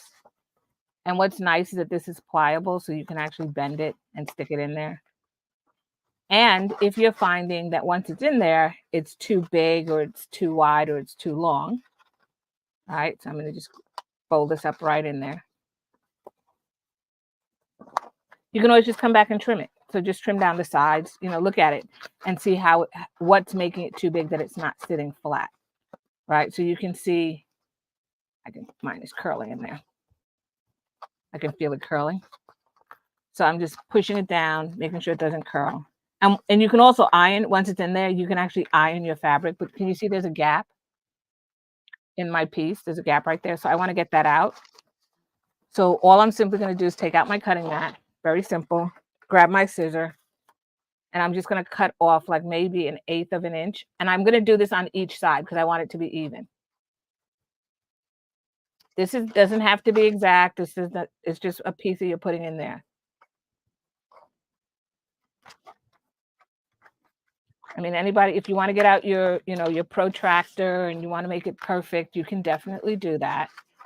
But it's really not necessary.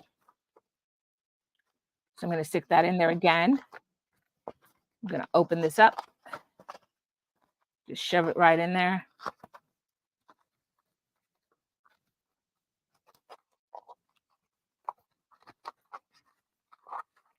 And what's happening is the corners they're curling up in here in the corners. So that's what I'm doing. I'm just pushing it down in the corners to get it to lie flatter.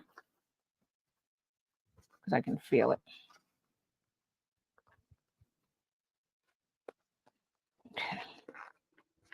Okay. And then you can do this. And like I said, once it's in there, you can definitely come back and iron it. So I'm happy with that. If you're not, once again, just go back in there and cut it some more. So I'm going to do that. And that's all there is to this, right? And when we put it in the bag, we're going to put the open side towards the bottom of the bag. That's what we're going to do. So when we put it in, we're going to flip it down like that. And this is going to be the top where there's no seam. And then the other end is going to be the bottom, which is the seam of the bag to the seam of the bag. Like I said, once it's in there, you can definitely iron on it. And just to show you what I mean, if I grab my bag, I'm gonna take this and I'm gonna slip it in there and push it all the way to the bottom, so it covers up my seam on the bottom.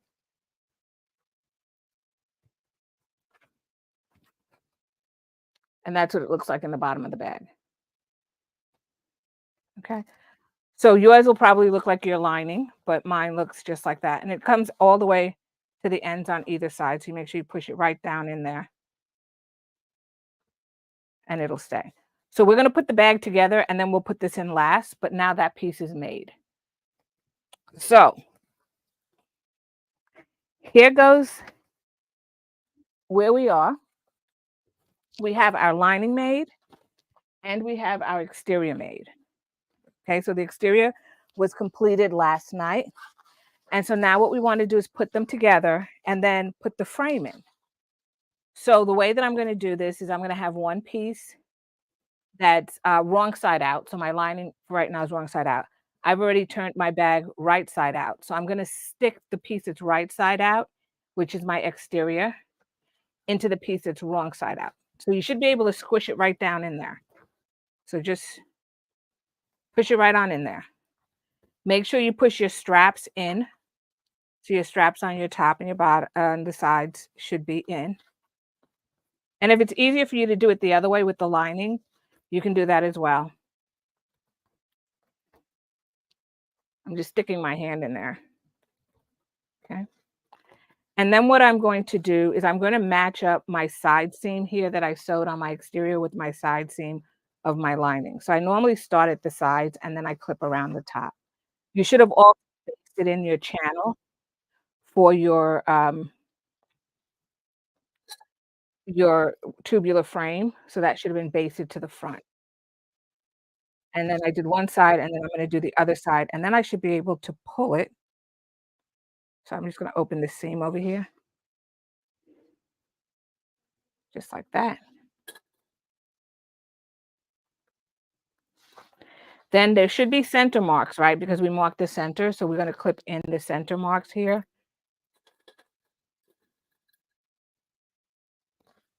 And we're not gonna be top stitching, just so that you know, we're not going to top stitch, um, this on the vinyl on the outside. If you feel that you want to, you can try it, but I would it's not necessary, the top stitching. There is no top stitching like you would normally do on the outside of a bag. So all I'm simply doing is clipping and making sure that, my channel is lying flat.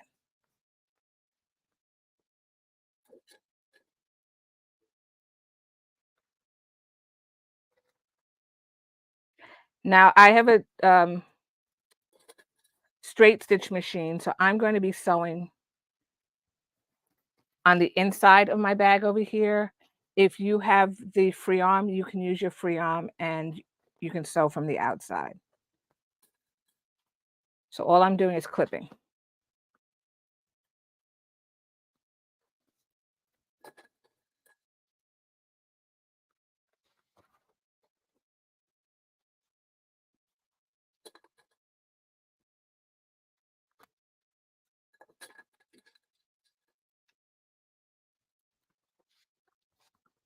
All right. Hey, Miss Varna. Brenda, Varna Elaine.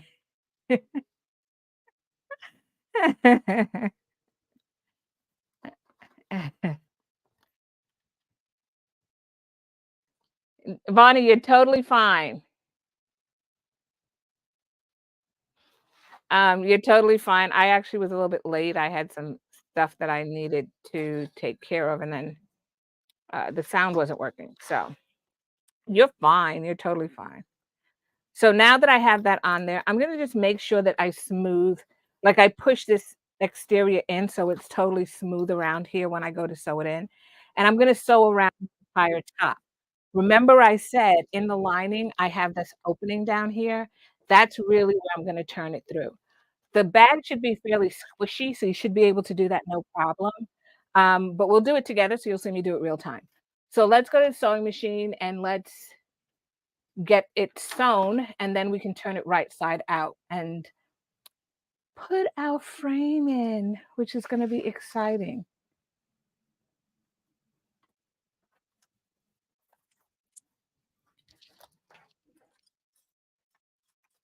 So, you can start from anywhere. I'm just gonna start, I don't know if it's the back or the front, I'm just starting. Okay, so I'm gonna move this out of the way. I'll try to keep it out of the way as much as possible. But all I'm gonna do is sew all the way around. Sew all the way around your bag. And take your time with this. There could be some thicker parts to the bag, so just take your time.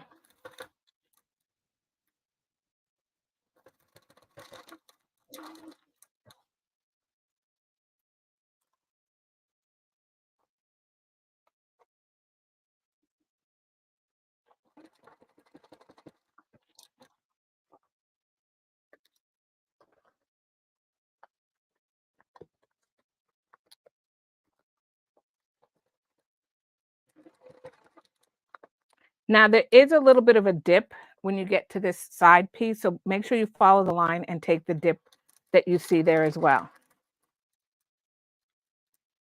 So it'll go down and then up again. So make sure you follow that line, that little curved line.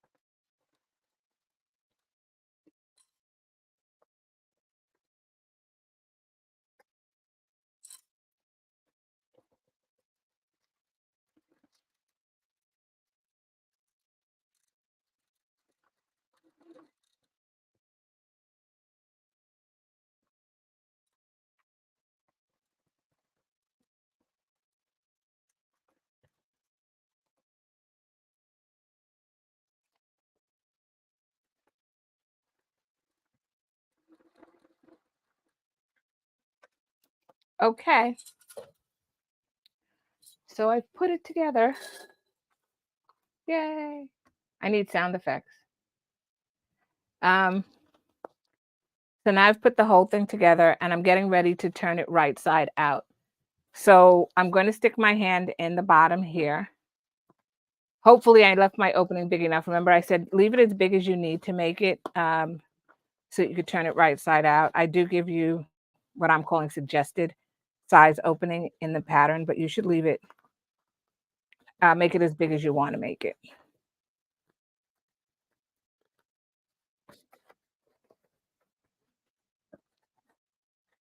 And you can take, because it is vinyl, just as anybody wants to know, with vinyl, you can definitely heat it up if you're doing like an all vinyl bag.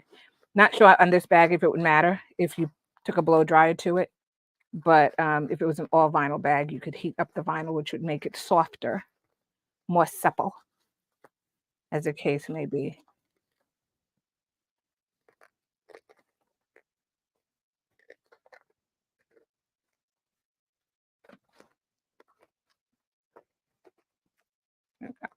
So I have my bottom out.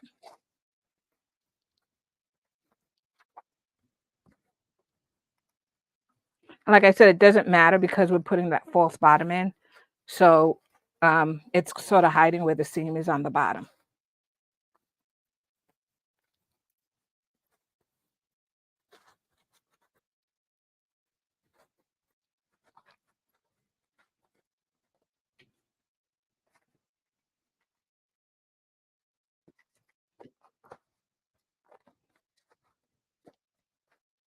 There we go. I can see my lining. Okay.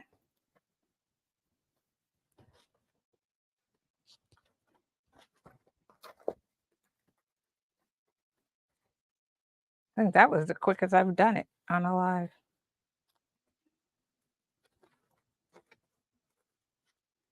There we go.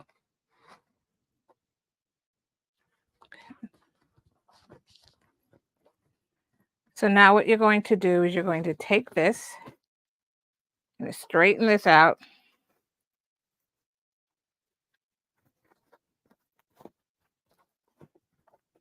Gonna shove it back in the bag.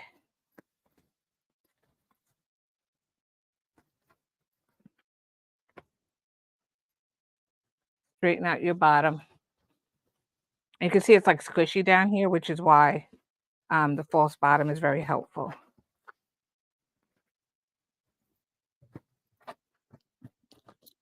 And I just like pop my bag out like this to the side. I know it looks crazy, but that's your bag, kind of, sort of, right? So we have all the pieces in here. The last piece that we need to do is to add that frame piece that goes right inside the in this channel that we created. So you're going to grab your frame and we're going to need to take this apart. So I'm going to need a Phillips screwdriver and I'm going to get me a piece of my lint roller paper because I don't want to lose any screws here.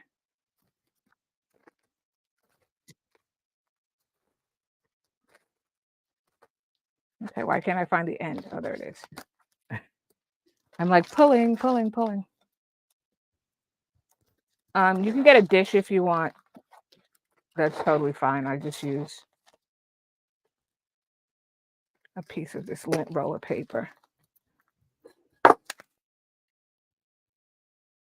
And then what you're going to do is take this apart. Now, this is kind of interesting how it comes apart. There are screws on either side of this. So there's screws right here. And what you're going to do is you're going to unscrew your screws. And I'm just going to open this up. Drop my bag on the floor. Going to open that up. And when you do that, this piece will come out. So you have to unscrew it. They're on both sides of this channel piece.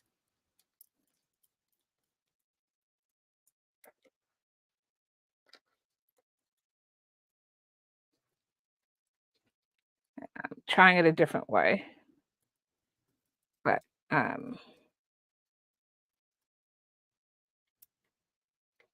Okay, so I unscrewed that. So now this piece here should slide out.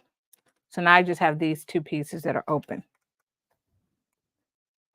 So I'm gonna grab my bag, and the channel should sit like this in the bag. So you're gonna slide it in on both sides. So I'm gonna see if I can show you here.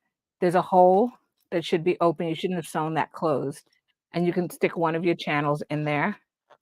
And then there's a hole on the other side over here. So if I close this ever so slightly, I close it. This one should be able to go on that side. So I didn't have to take it totally apart. I just had to take apart one side. And then what you're going to do is push it in there. So it's going to take a little bit. Remember, you have a couple of seams in there. Move that out of the way. And mine will be a little bit probably harder because I did interface. Remember, I said I didn't like the floppiness of my vinyl, but it should get right in there. And try to push them evenly in. So don't push one more than the other. And I have a seam allowance like right here that I'm trying to get past.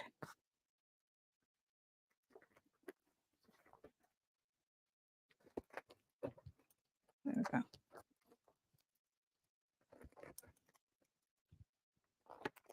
This is harder than turning the bag right side out.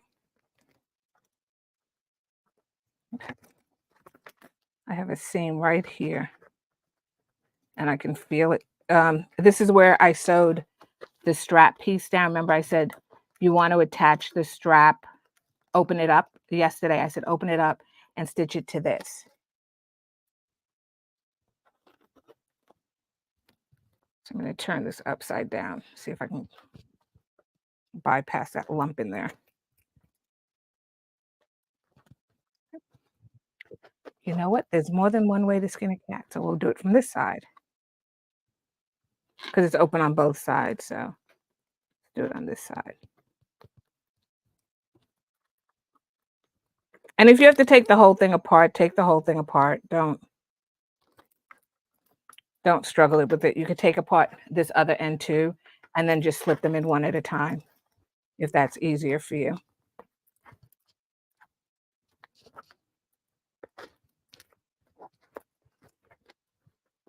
Which may be what I end up doing.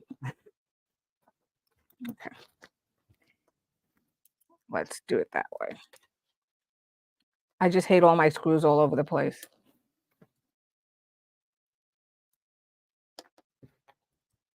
So I'll just take off one leg here.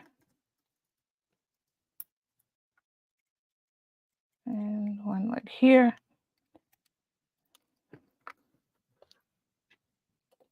Okay. So now I have one complete leg piece here. And let's see if that'll let me put it in.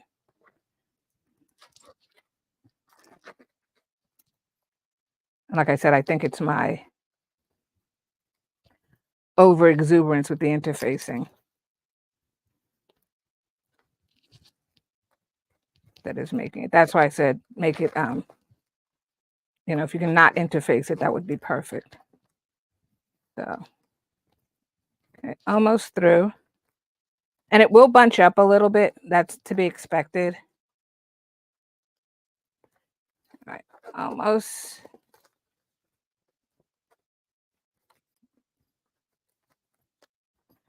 On the other side.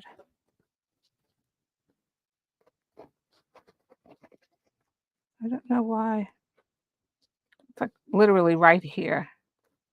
I have no clue what's happening in that one spot.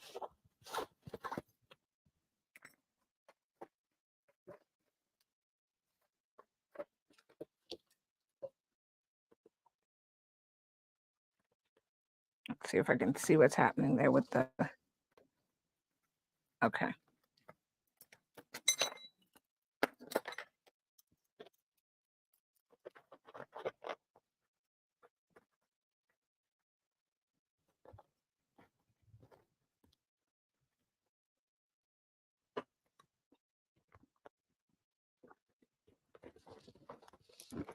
Help. Uh, there we go. Okay. Whew. Give me a workout. I think my Fitbit's gonna go off in a minute. See how many calories I burnt trying to do this. Okay.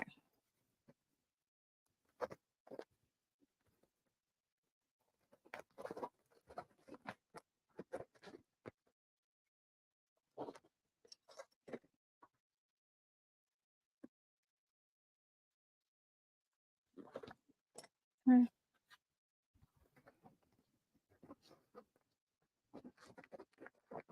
And you have to actually flatten, which is what I'm doing. I'm flattening the strap right here. I'm pushing it down so it's totally flat to try to push any of that bulk that's in there. I can promise you the kit one, when I did that vinyl, I didn't have this problem. It just slid right in there. And I think it's because I did not interface it because it was a heavier piece of vinyl. But once it's done, it's done. Okay. Whew. Okay. So it's coming out the other side here. And I will not add the ends yet, but that's one piece in. When I add the ends on, you'll see. So I want to get this piece in before I add it to the bag.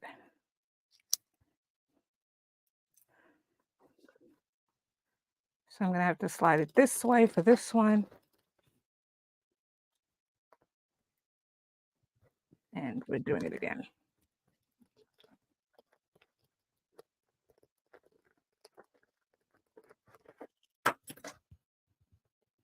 I'm using my knitting needle, like I said, to flatten that, whatever's blocking it right here. So I can get that in there.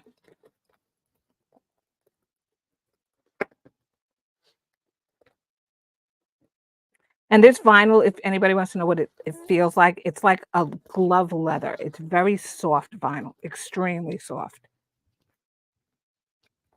So it feels nice, but for things like this, it's not necessarily maybe the best choice.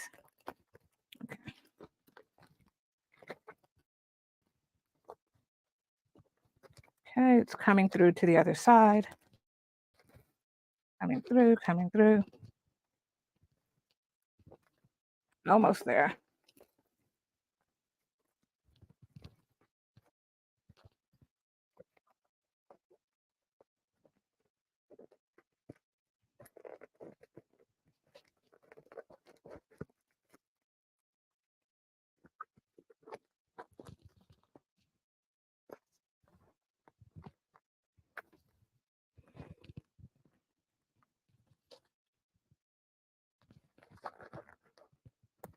Honestly, I think this took longer than the whole video. Okay.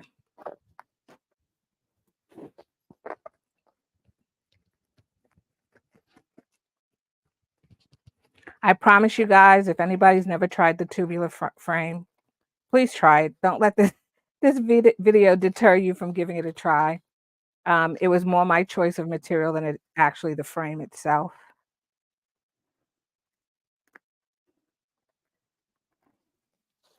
But I always like to say I'm kind of like a reckless sewer. I just go for it. And I'm just trying to see where my obstruction is in this piece right here.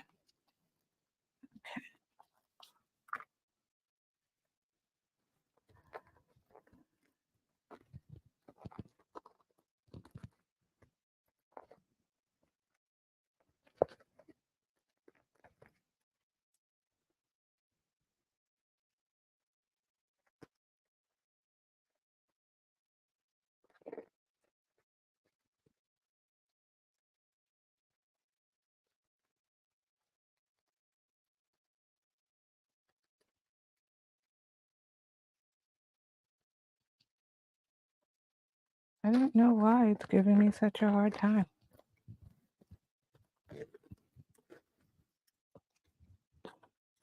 And the reason I'm taking out this side, is because it's the other side. If I put it in the other side, it's going to be backwards. So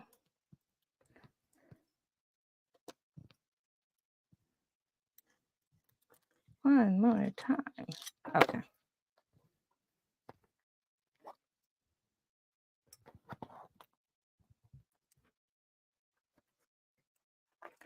Okay. So this is the side that was giving me the hard time.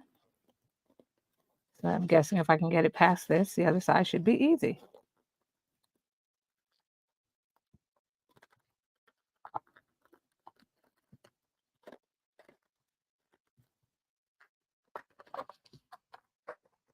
What I will say is I must have made it softer.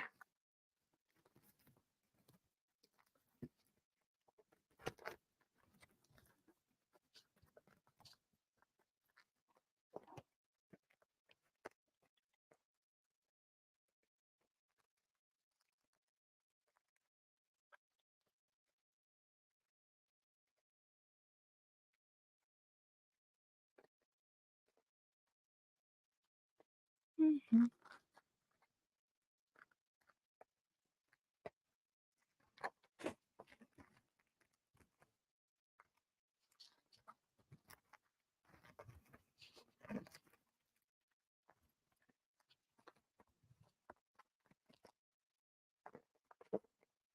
Okay.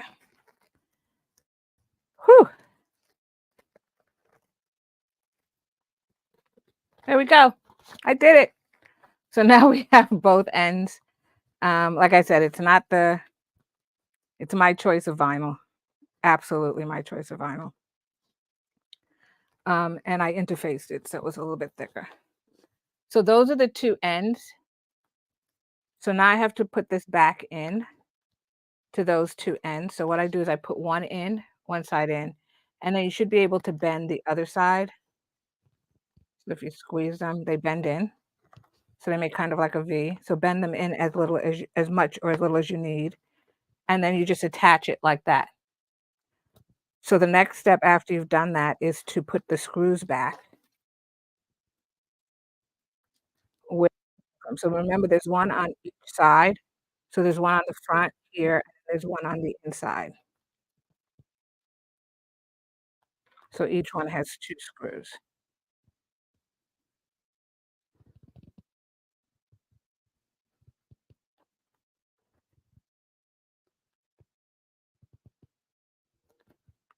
Almost.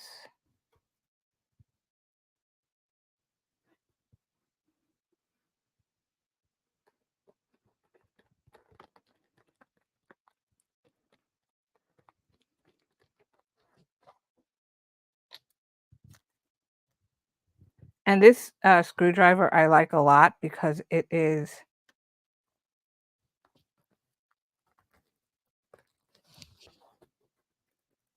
okay. It is, magnetic, so it picks up the screws.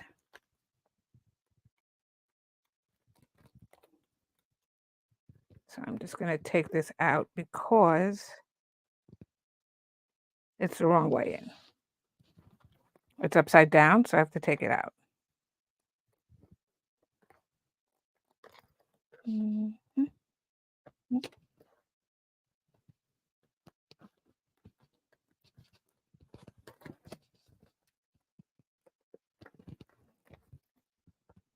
You wanna know how I know? Because it shouldn't be hinging up. You see how it's hinging up? It should be hinging down, so it's upside down. Because when it hinges, it should hinge like that. So I had to take that out,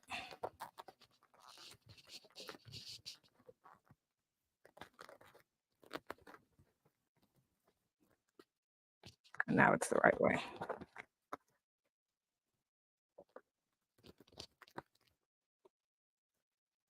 Okay, so you can see now it's the right way because when I close it, it hinges down. Before it was hinging up and out. So I'm gonna do the other one too while I have this.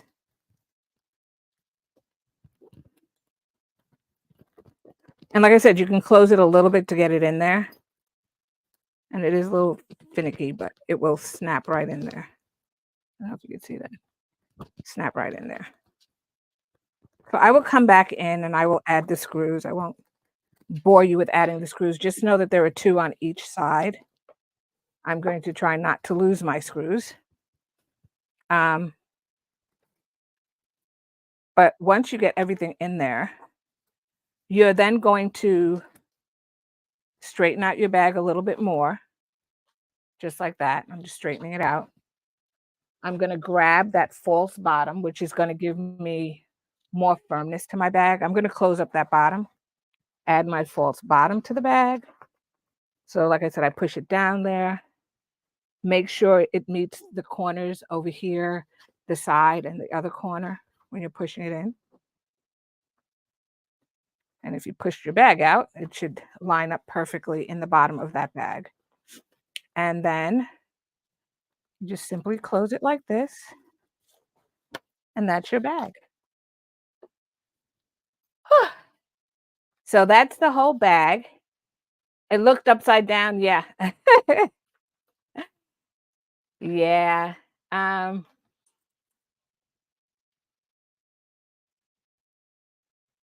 yeah, Arnetta, thank you for that. I was looking at it and I'm like, it didn't look correct. It looked totally wrong. So when I was doing it, I was like, it doesn't seem to be going together, but it's done. This one, like I keeping for myself, I have a dress that I made in this fabric. So it's gonna go perfectly with that dress. It is meant to be a crook in the arm kind of dress, bag. It's not meant to be necessarily a crossbody. But what I will say is if you wanted to, you could definitely add oh, I forgot to remind me. In the instructions, it tells you where to attach the key fob. I forgot my key fob. Where to attach the key fob in here, and I did skip that part. So just refer to the pattern. It's very simple. You just baste it here and then it dangles. And but if you wanted to make it a crossbody, you definitely could. You could add a ring over here on the side so that when it closed, it's kind of out of the way. You could add a little ring over here and over here. You can do any number of things if you wanted to. You could add it maybe in the seam if it was just out of cotton. But you could add, they have those clips that actually clip onto the side here, and I forget what they're called, but you can clip them onto either side here and then just attach a long chain if you wanted to, and it would just press this in and would be kind of like a permanent press. It shouldn't impact the functionality of the bag that much, but that's exactly what it's going to look like. I realize that that key fob is probably going to bother me because I do have keys that have a little lobster claw clasp on it, and I do like to keep them in there. So that's the bag. So that's the Zulia bag. Like I said, if you got the kit, you did get vinyl that should cooperate because I tested it and it was not an issue. And this was the material that came in the kit. Um, and I did interface this vinyl for the tubing, so you would not have had the same issues that I had tonight. So it's because I was trying to make me a bag for a change, and that's why I had this. So thank you guys so, so much for joining me. Thank you for hanging in with me for the last 3 days. Um, and this was day number 3. So the first one was prep, the second one was the exterior, and this is the last one, which is aligning and putting everything together, which normally does take longer than the other 2 days, and it's to be expected. But I do appreciate you guys joining me and spending the time with me.